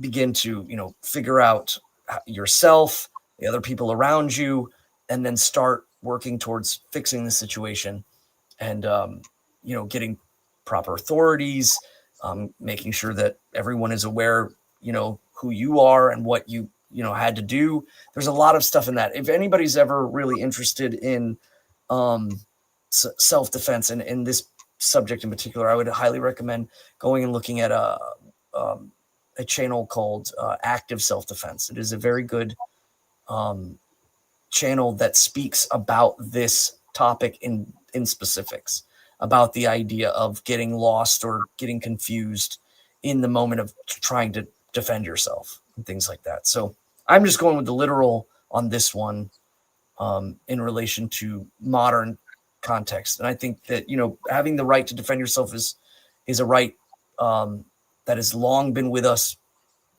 since before the Constitution. I think our founding fathers were influenced by Anglo-Saxon law, and that concept of being able to defend yourself was of high value.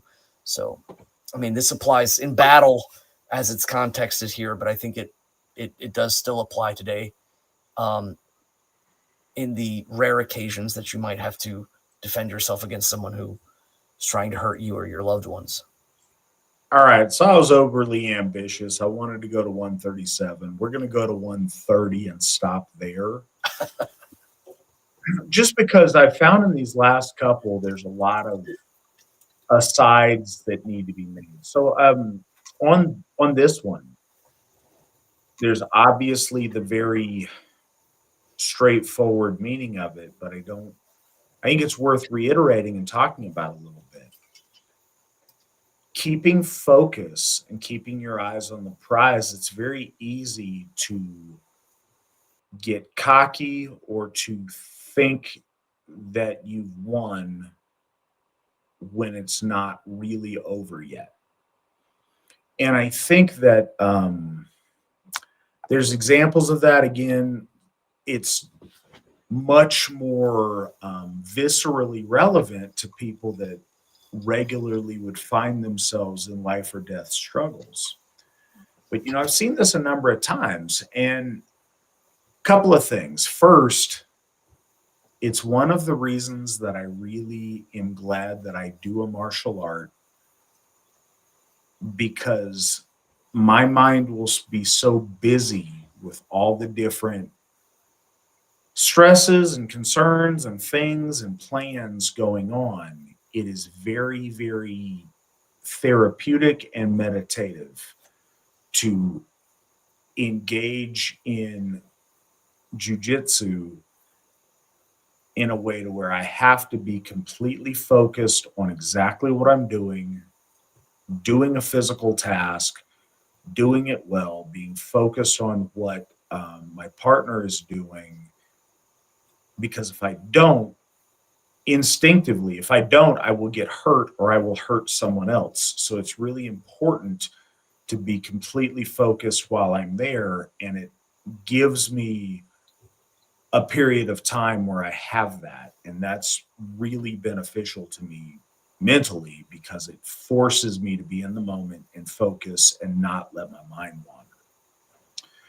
In fighting stuff, bouncing, that's something was really interesting. There are so many times, there are a number of times, I'd say, that I have been spared from defeat or from getting knocked out or from bad stuff happening because my opponent, often of a chocolatey hue, would, instead of follow through with a punch, they were busy trying to run away before the punch landed. So they didn't stick the follow through. I can think of one time I was bouncing at a Juicy J concert. And I was running security, and Juicy J and his ilk, oh, you can imagine the audience for this. This is in Anchorage. He and his ilk decided it would be awesome when people started a ruckus in the audience to egg them on and encourage them to fight security. So I went on stage and I'm like, hey, turn your music off. They're like, no, whatever, security. And I'm like, okay, I'm going to break your equipment or you're going to turn it off, but the music's going to stop. So you have between where I am and when I get there to turn it off. And they did. And I got down in the audience and was trying to deal with this with my guys. Well, I was locked up with this Samoan dude, and we were, physically engaged to where I didn't have my hands free. And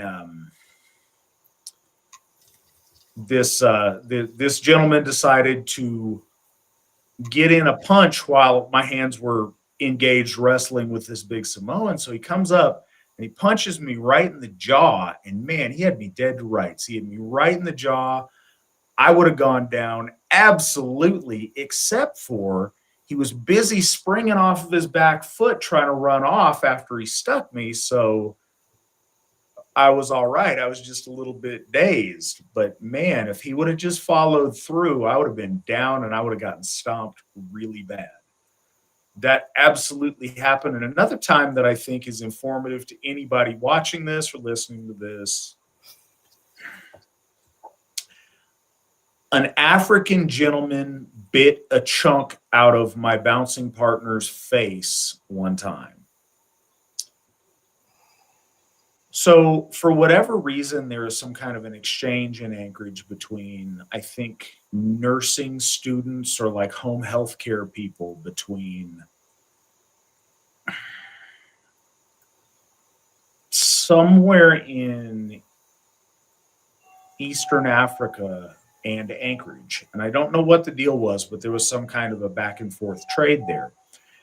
Anyways, there was an African guy and he needed to be escorted out of the bar. And the guy I was working with was much more physically intimidating than this guy. And he had him out and he had him kind of leaned over something and he was, yelling at him and telling him about himself and, up really close to the guy's face. Well, my partner got cocky and he wasn't looking, he wasn't paying attention. So he looked up at something else and the African guy bit a quarter-sized chunk out of his cheek and then ate it. So it is a very visceral reminder to me to always keep your eyes on who you're dealing with because it's not done till it's done. And you never know when somebody's going to try to eat your face. Secondly, in order to repair his face, they had to take a skin graft from his buttocks and then put it on his face. And you guys can guess what we called him and continue to call him till the end of time. And that's what I have on stanza 29. Stay focused, or a cannibal's gonna eat your face. It's a thing. It happened. I was there. It's awesome. Oh, not awesome for him, but crazy story. Holy crap! And then Juicy J, that I don't know why that just made me laugh so bad. All right. So to cap it off for tonight, will you read for them stanza 130? Yes. So I read thee, Lode Fafnir, and hear thou my reed. Profit thou hast if thou hearest. Great thy gain if thou learnest. If thou fain wouldst win a woman's love and gladness get from her, fair by thy promise and well fulfilled, none loathes what good he gets. So it's interesting when Bellows's translations get not odd, interesting as they go. The major reason I was thinking about the interestingness of this is the Gaman Runum. So Gaman means happiness or joy, and Runum, of course, is runes. So joy runes is what's mentioned in the Old Norse, and like giving of the woman runes of joy. And he doesn't mention that, and I think he mentions gladness, but he doesn't really mention the fact of the usage of joy runes.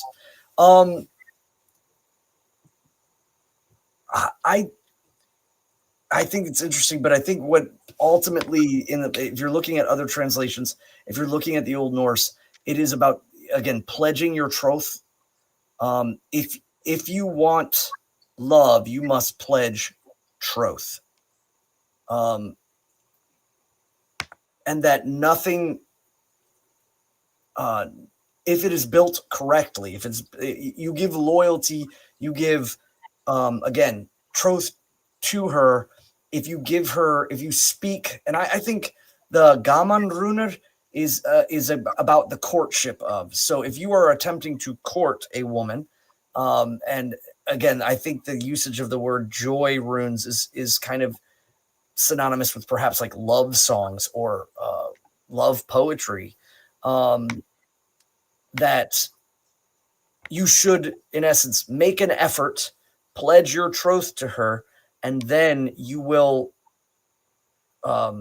get good in return, is ultimately how this kind of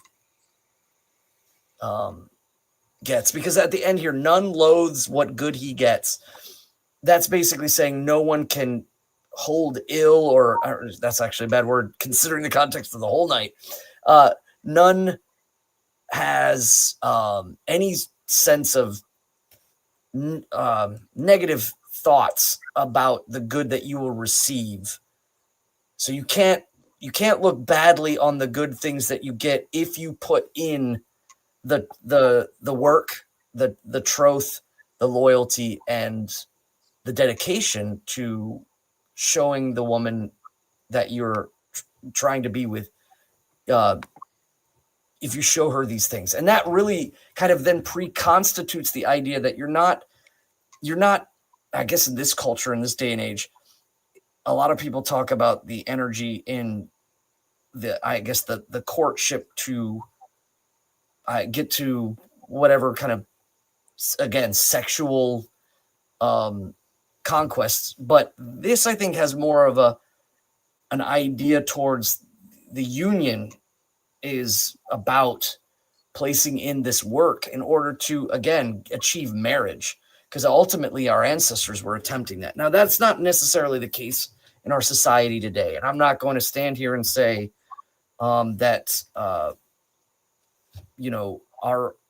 our religion dictates that you should get married straight away. I think that it is a component in our culture for sure, and it's a component that I think for a lot of folks we talk about, making sure that if you're attempting to be with someone, you're honest and loyal to them, you're not sleeping around, and so on and so forth, and you're working towards the ultimate idea of eventually settling down with this person. And if that doesn't work out and you go with someone else, then that's what happens. So I think that the brevity and truthfulness of that situation is more important than saying like, oh, see here, the gods say you should get married. I think what they're saying is that the effort and the troth that you put in is worth the outcome if you do it. If you don't, then what you get is, hookup culture, whatever they want to call it, the vapid, in and out, and none of that makes, and no one I have ever heard about, met, or have known has ever found joy in living that kind of life. They've gained no joy from it, and at the end of the day, they're worse for. So the idea again is that you should think of every relationship as a young man. You should think of every relationship as the possibility of building a family, and that means you should put the effort, the troth, the loyalty, and the work in. And if it doesn't work out, that's part of life. But at least you did it. You didn't go through and just turn it into a disposable Rolodex, if you will.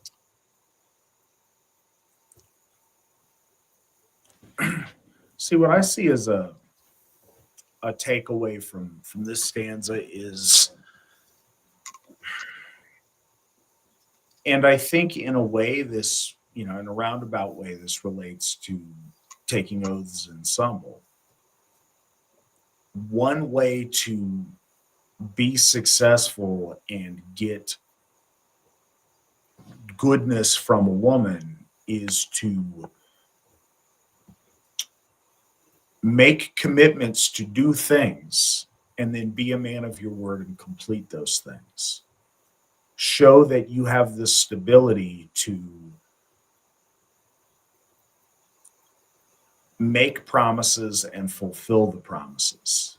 I think we are in a world where things are very disposable and very quick. One of the lessons of the Hávamál that we've read up to this point is about praising ice once it's crossed.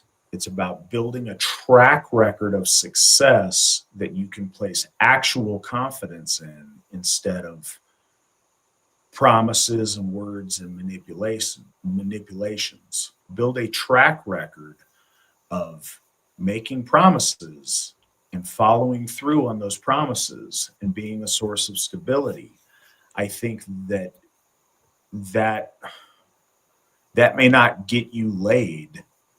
That will bring the attention of a woman of value who wants a serious man in her life by showing that you are trustworthy and capable of accomplishing the things that you say that you're going to do. That stability and that follow through transcends circumstance or economics or different scenarios. It's a statement of character that you're capable and compelled to follow through on the things you promise to complete. With that, I appreciate you guys tonight. We do have some questions that I want to get answered this evening, and I appreciate you guys bearing with us. First, and perhaps out of order, I see somebody in the chat, max settings. Just I feel bad that you're feeling hopeless about our situation and black-billed on some stuff. I got to ask if you're a member or not. If you're not, I'd invite you to look into it and think about it. You mentioned that you're thinking about moving to Western Pennsylvania or Western Virginia. I think both of those are really good options for you. Western Pennsylvania would put you very close to where we plan to establish Face Off. but yeah, there's a lot of things in the big world that surround us that are not where we want them. And I think that we all feel that, and we all have dealt with that and deal with it continuously. But we're building some really amazing things together in the Asatru Folk Assembly. And it is, I, for one, am extremely glad I found the AFA and I'm a part of it, because it gives me something that is hopeful. It gives me a refuge for all the things that are black pilling out in the world. I have a community that I can affect, of people that share values with me, and we can lean on each other and build together. You also mentioned that, it sounds like you're moving someplace. If you were to want to join the AFA, we're trying to consolidate our members in certain areas. And a big thing that we're doing is trying to get folks to move to Sigerheim. If you don't know, Sigerheim is about 70 acres that we're going to have folks living on. We already do have one person living on, and that we're trying to get folks closer to. As a matter of fact, that's where I'm moving here, hopefully in the next year or two. But yeah, we're building community, and that's the idea, is to get people there in Jackson County, Tennessee, if folks are wanting to do that. But if not, get wherever there's other AFA members. But we're doing some really special things, and if you're interested, I'd invite you to check that out and consider being a part of it. I don't want any of our people to feel alone, to feel isolated, and to feel, black pilled about life. We've got some beautiful things that we're doing, and we're doing them together. Looking through on our questions a little bit here. The first one is a question for you, Svan. I want to know if there's a link, if you have any kind of a link to the review / commentary about the Time Machine movie you mentioned earlier. She said, Alcy Miller says, I saw the one by Black Pilled comparing both versions, but not sure if you're referencing that one. So if you have, I am. You are? Okay, cool. That's Yes. exactly the one he was talking Got it. about. You hit the nail on the head.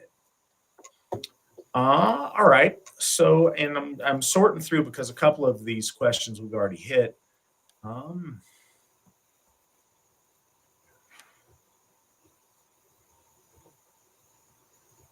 right.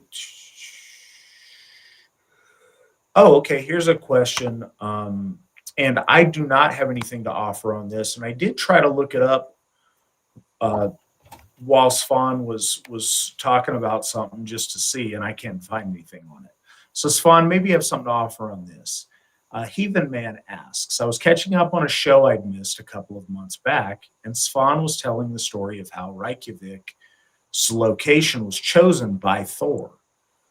The Faroese are close by, and their capital is Thorshaven, literally Thor's Haven. I wonder if there is a similar story to it as well. I cannot find one, but Svan, do you know of any story about the founding of the town of Thorshaven and, any special occurrences with that? I do not. Actually, I don't know a lot about the Faroese people. I'm familiar with a couple of musical bands that have come out of there, and I really enjoyed their music. I would like to look into that and then answer that next episode. See if whatever I can find. Like the first thing I'll say is what I found. But I don't know anything. I mean, I imagine, of course, too, there may have been a founding farmstead, or even it would be amazing it find out there was a Hoff there. But the Faroese and the Icelanders all were attempting to move away from Harold Fairhair, mainly because of tax disputes. And interestingly enough, the Faroese didn't go the route of, naming the country it's dreadful and nice. they in essence kind of not hid in their obscurity, but just kind of let it lie. And then they're also being kind of like a joint or a stopping point between there and Scotland was kind of like beneficial just as a place of port. But no, I don't know anything behind that. I want to know. So I'm going to write that down and then I'm going to find out. There we go. Side note, over in the chat, Mephilis78. Don't move to Nebraska. That's horrible. That's the middle of nowhere. But do what you're gonna do. I'm looking at the map though. Maybe before when you were considering it or talking to folks, that was the case, and it all depends on where in the state. If you are in the western half of Nebraska, Colorado may in fact be your closest other members. But in the eastern half, we've got a folk builder. We've got two folk builders, a husband and wife in the Omaha area. We've got a decent number of members there in Omaha. And we've got folks a little ways away surrounding that area. So there is, in the eastern half of that state, there is some good things happening and AFA members. And in the western half, it'd be great if we could build some membership over there. There's just quite frankly not a huge amount of population there to work from. But I just wanted to kind of update that if that affects your thinking or the involvement that you may want to have. Because we do have some stuff going on just in the eastern half of that state. Next, we've got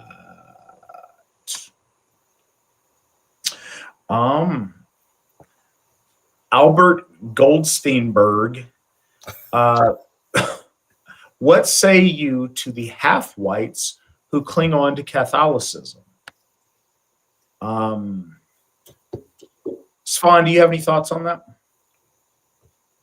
Are we talking about Hispanic people? I'm assuming we're talking about or that, or Latinos. various. There's been a tremendous rise in mixed race persons in recent decades. Maybe that's what he's talking about. I'm assuming. Well, I mean, I've always found Catholicism to have that heavy bent, especially when we talk about the Mediterranean branch. If we're talking about the Italians and the Spaniards and the Portuguese, I mean, they clearly have that sense of their language and their culture are very strong.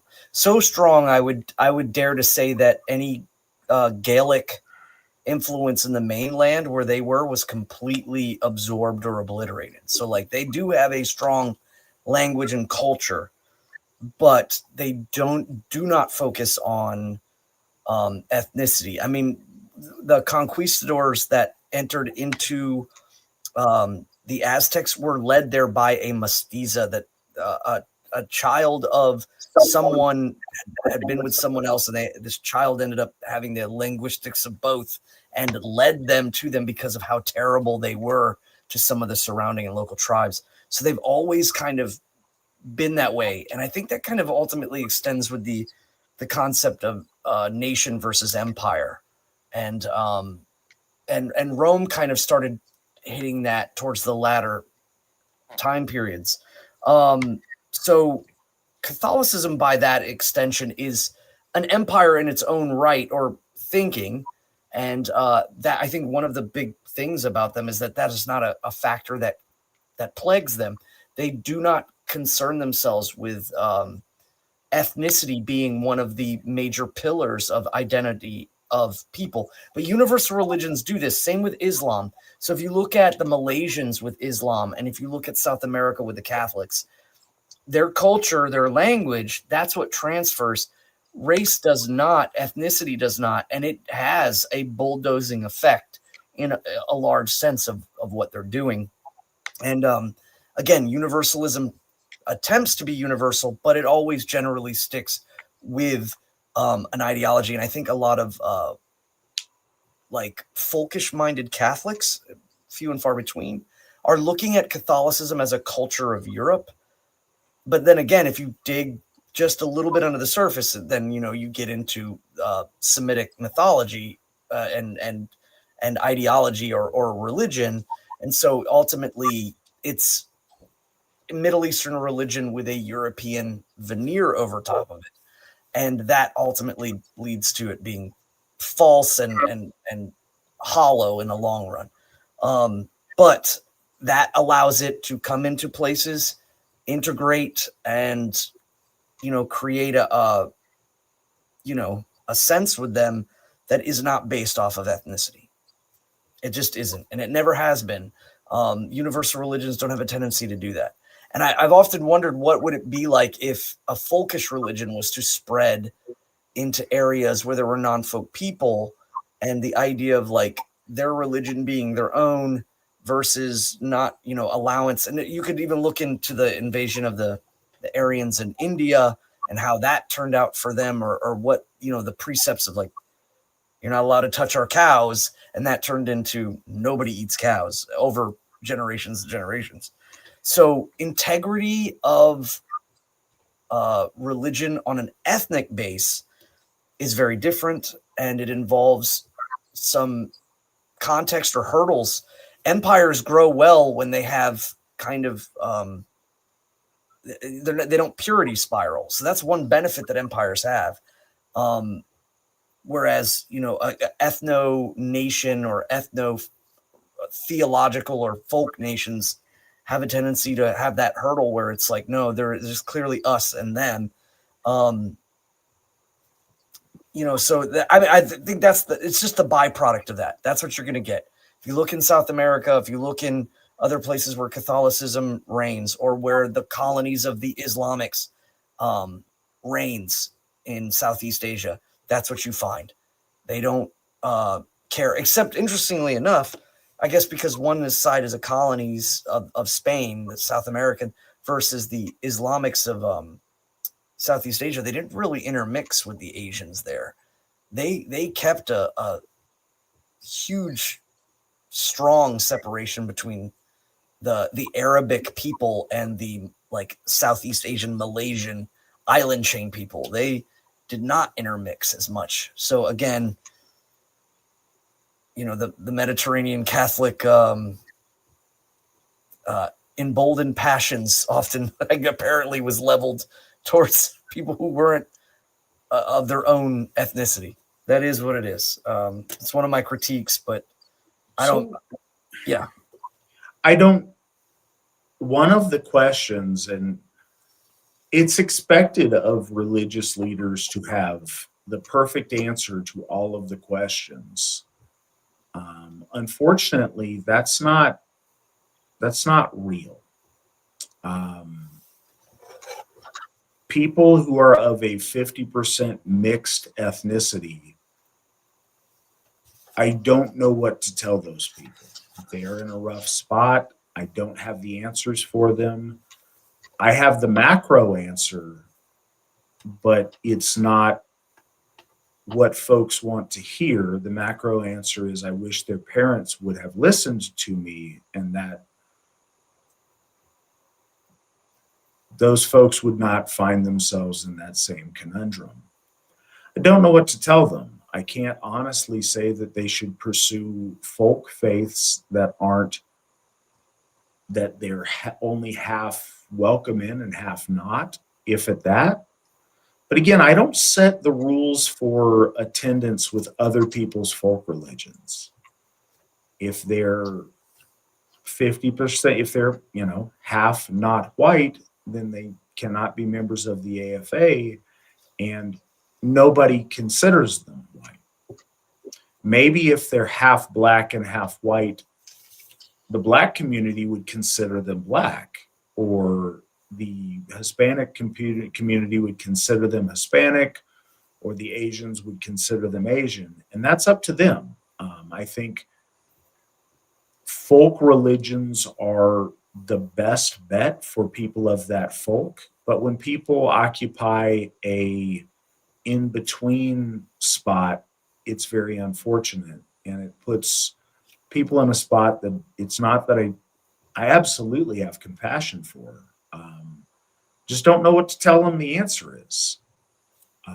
I would encourage other people not to produce children in that way so that they are faced with not truly belonging in either of the two worlds they find themselves in. And I don't fault them if people who find themselves in that spot pursue a universalist religion like Catholicism. Christianity is built on the backs of downtrodden underclasses of people for this kind of reason. It catches a lot of the people that fall through the cracks because of a variety of unfortunate circumstances. And I'm not criticizing those people for making that choice. It would be wrong of me to deny them entry into our faith, but then criticize them for going to a different faith. So I'm not going to do that.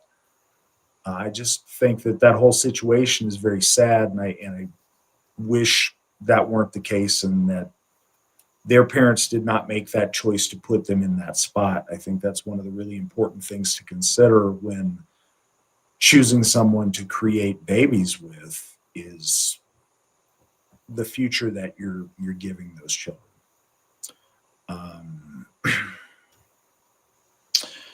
So this one is touchy, and I've been thinking on it, looking at it since it came out. I'll let you answer first if you'd like, and I think honestly you've earned the right to answer this first. Matt and Svan, are you proud to be American? Are you patriotic? What say you, Svan? Oof, that's an interesting one.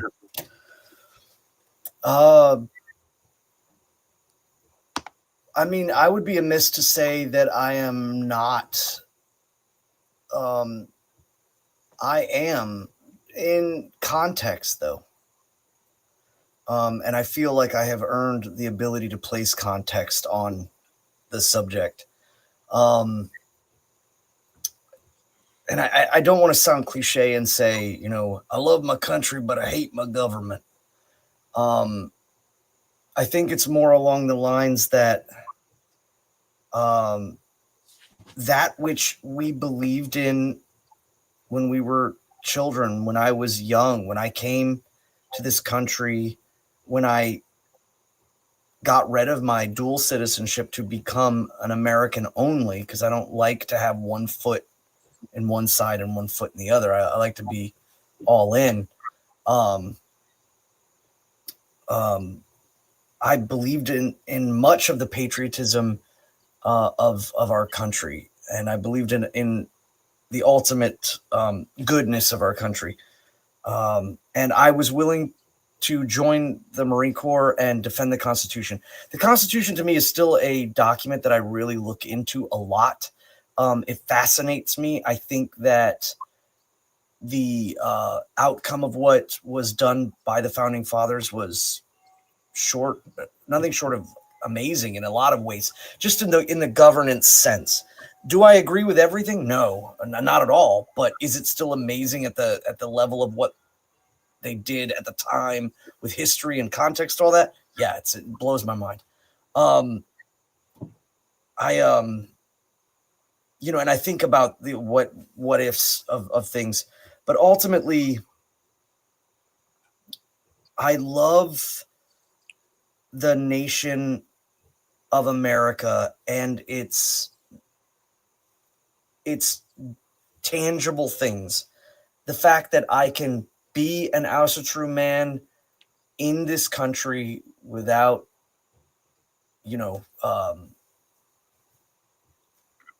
ultimately like sanctioned, I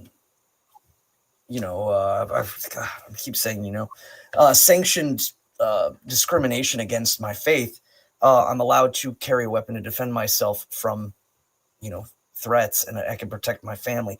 These things are tangible deeds that are culminated out of our country that I think is beautiful and very powerful and greater than many other places.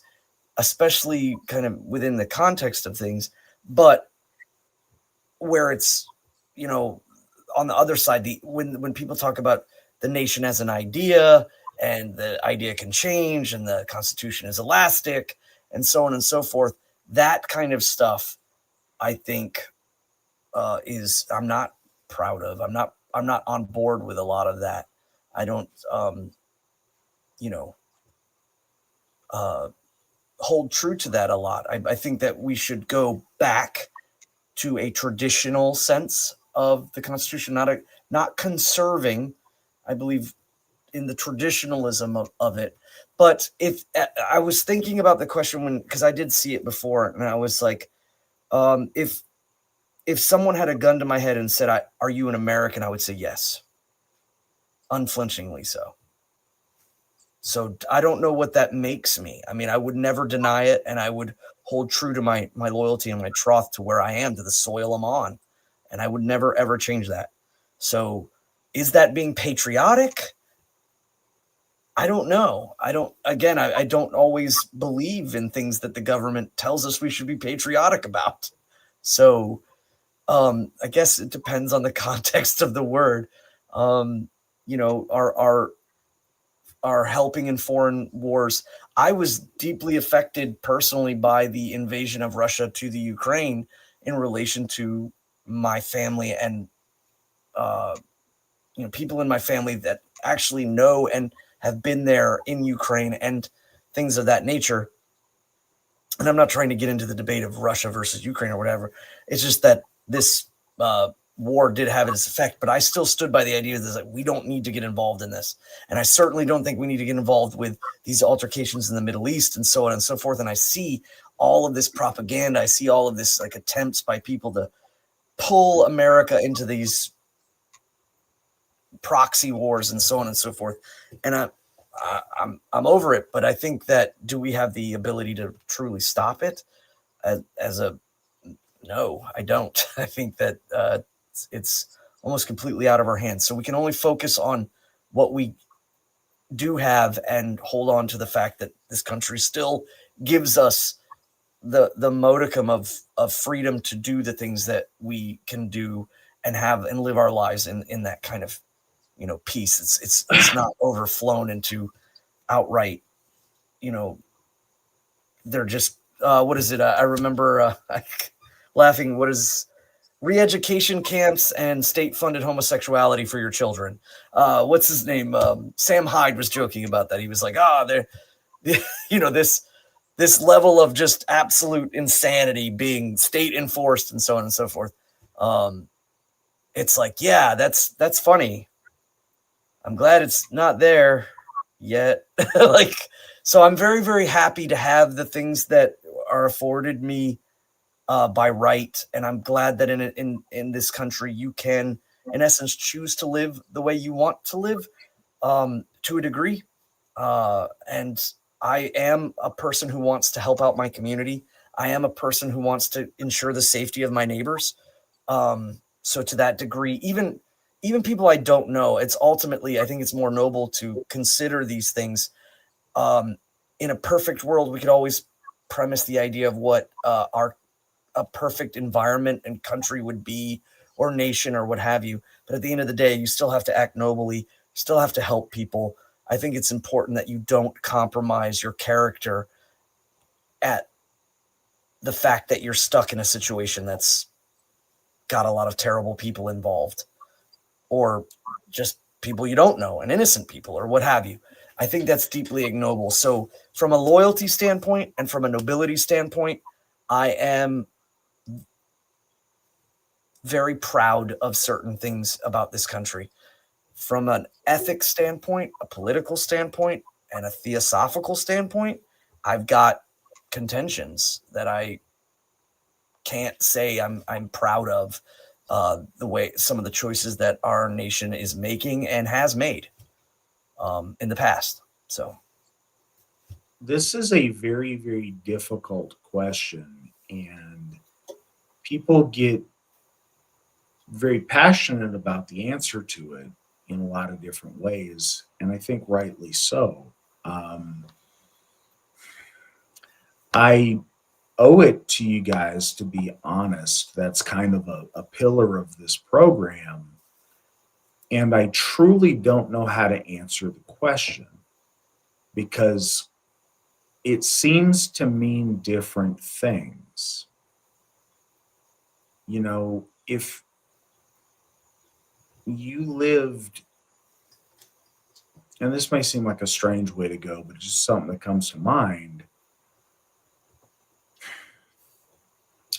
If you were a person born in the middle of the 1700s and you lived to the middle of the 1800s and you were a Frenchman, can you have been a royalist and then still call yourself a patriotic Frenchman through the terror, through the Republic, through the Empire, back through being a royalist, back through the Republic? At what point are you a patriotic Frenchman and not? And how much is the fact that you are a Frenchman born in France, whose ancestors are buried in France, makes you patriotic Frenchman? I wonder what that looks like. And I think it's an interesting question because, you know, folks at that time, some of the most ardent, revolutionary, Republican, egalitarian Frenchmen were also the imperial guard of Emperor Napoleon when he introduced the Empire of France and reintroduced nobility and hereditary monarchy. So I don't know what that looks like. And that may seem like a ridiculous historical aside, but it's a question that does come to mind. What does being an American mean? Man, I was raised very patriotic. My family's always been extremely patriotic on both sides. You know, as a kid, I can just remember getting all so proud and so inspired by the flag and by what's his face is proud to be an American song during the Iraq War. That was super exciting, and I was really gung ho. And I've got a proud history of service on both sides of my family. But man, there was once a meaning to what being an American meant. I'm proud of that. I am patriotic to that. That used to mean masculine swagger and will to conquer things and to make stuff happen and to go out and to punch somebody in the mouth if they said the wrong thing. And it was a robust masculinity, an assertion of will, a celebration of protecting the underdog from bullies and of, you know, supporting the idea of people having freedom. And I'm all for those things. I don't think that 2024 America means that. I've literally had a number of my presidents recently tell me that that's not what America means anymore. So I don't know whether the question is patriotism to what represents current Americanness, I guess, to whatever you can make that, versus the classical. And this is the thing. Yes, I am a patriotic 1980s American. Absolutely. But I don't know if that exists now. Increasingly, with every growing year, America is a place that I happen to find myself, but there's very little commonality. There's not commonality with my neighbors. There's not commonality with the ruling elite in our country. There's not commonality of any kind of value that bonds us together. As a matter of fact, in a lot of places, the flag of America itself is so offensive that that you're not supposed to display it. I don't know what to say to that, because then that literally posts current America against symbols of American patriotism. So it's such a strange question because I don't know what it means. You know, am I gung ho on the revolution and democracy, you know, Freemasonic democracy versus, you know, hereditary but foppish and grotesquely deformed monarchy? I don't know. It's strange, and it's hard to say because I'm not a person of that time. When I see all of the things that I dislike about our country currently, is there any other country that's of our folk in the West that's better? I don't think so. That's the thing. I think that the things that would lead me away from patriotism and pride in my country are suffered much more so in other Western countries than here. I think, honestly, in the West, our freedoms that we still do have, even though they are infringed upon more and more every year, are a boon that so many other people don't have. And I appreciate that immensely. So it's just such a hard question that I don't know how to answer. I'm not going to disavow it. It's where I live, and you got to rep the home team at some point. I get that. And I don't want to disrespect the service of my ancestors or of people who are close to me. But it's a very, very strange question, and it's not a question that I truly know how to give an honest answer to. I've tried to nuance it out as best I can. If I found myself in a foreign country and they're complaining about Americans, I'm absolutely going to stick up for America, because that's the hand I was dealt and where I'm at. But it would have been a much easier, full-throated thing to do 30 years ago than it is currently. But I think that's a greater issue with the West than just the United States. So it's a depressing and not a question I really know how to give a great answer to. I don't like the current it's going, but I try to be as active as I can in advocating for positions that I do think that I am proud of, and trying to, you know, sometimes it doesn't count, but I go out and vote every time to try to help make things better where they're at. I will tell you what I'm much more devoted to is the Asatru Folk Assembly and the world that we are building. I feel much more kinship and connectedness to any member of the AFA in any country than I do to guy down the street, because he is also technically an American. I'll say that.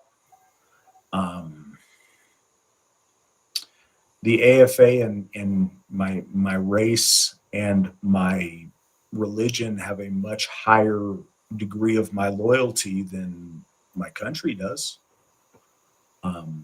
And that's just honest. But at the same point in time, it's just such a hard thing, because so much of growing up was identified with being so proud to be an American. So it's really a hard time. It's one of those things, you know, my dad has always been super patriotic and still is, but, you know, he acknowledged that, man, this is the first generation coming up that he's not confident that's going to leave something better for their children. So no, the stuff on the side never stopped. Like, yeah, absolutely, we're going to keep doing the best we can, and I hope great things happen for it.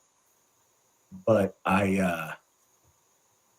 it's hard, because my level of excitement for Americanness is certainly not what it once was. And that tends to ebb and flow depending on each election. It's really a strange time that we live in. But that's my honest answer to where I'm at. And it's probably not going to please everybody that listens, but it's the truth. It's kind of the best I got. Another question that I have. Go ahead. I was going to say one thing just to add levity to the situation is I do enjoy, the American flag. I'm more particular to the Betsy Ross flag, but I do enjoy the fact that there is still people on social media seem to litmus test the idea that when they see a lot of American flags, they don't like it, they hate it, or they show their politics. So I enjoy having the American flag still has that power to kind of make the jackals that live within the confines and kind of suckle on the benefits of the country. Also, kind of it makes them I enjoy the fact that they in their propaganda and they're somehow in their strange little worldview that if they see American flags, they think they're in danger. It's like, I don't know why that tickles me to no end. When lefties are scared of it, it makes me more excited about it. I'll tell you that. But yeah, the whole state of the West and the nation states of the West there was a time where being an American meant something very, very specific. It absolutely meant European ancestry. It meant a specific strain of European ancestry that were the adventurers and the folks who set out to have manifest destiny and do those kind of things. That Americanism I absolutely love, and I hope that we reclaim that at some point. It is not what's in vogue in America at present, however.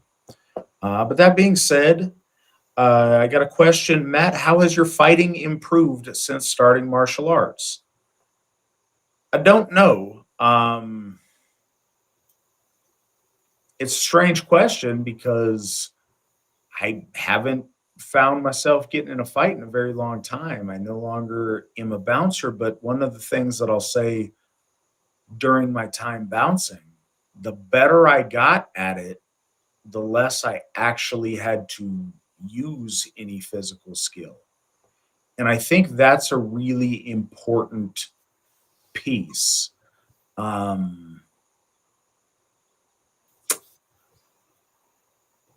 When you have developed a certain level of competency at something, your self-confidence projects that. And when you have a projection of self-confidence, and I think in a lot of ways this is a reflection on the woad self.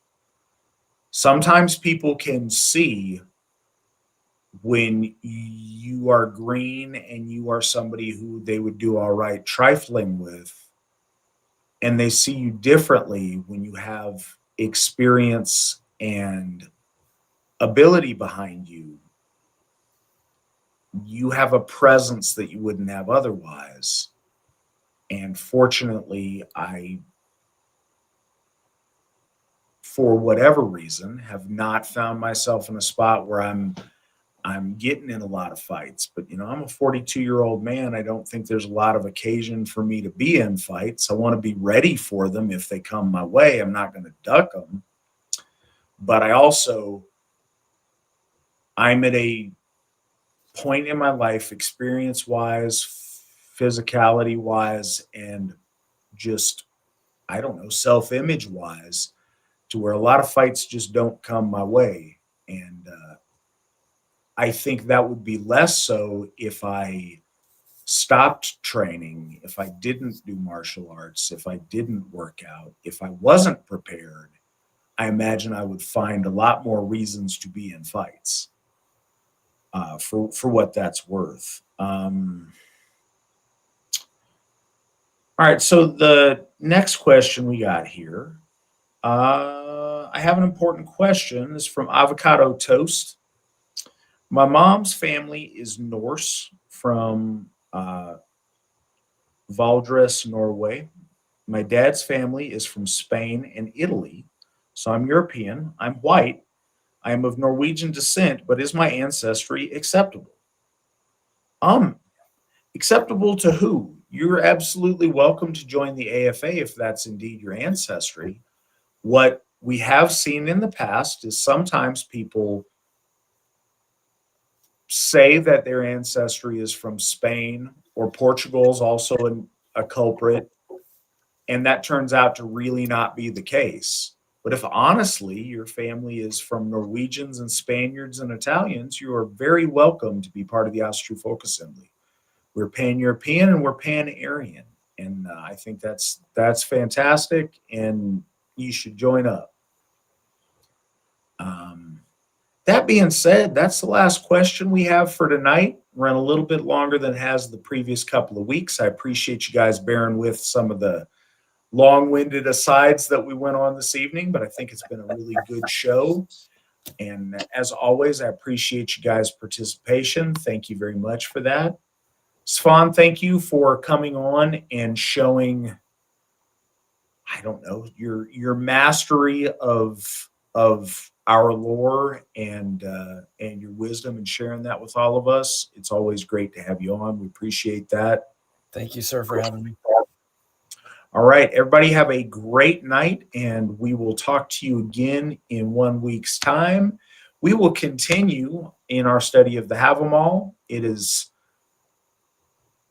a really amazing piece of wisdom that we're blessed with from our gods, and I'm getting a lot out of the study. I hope you guys are as well, and we'll take all the time we need to get through it in a worthy way, because it's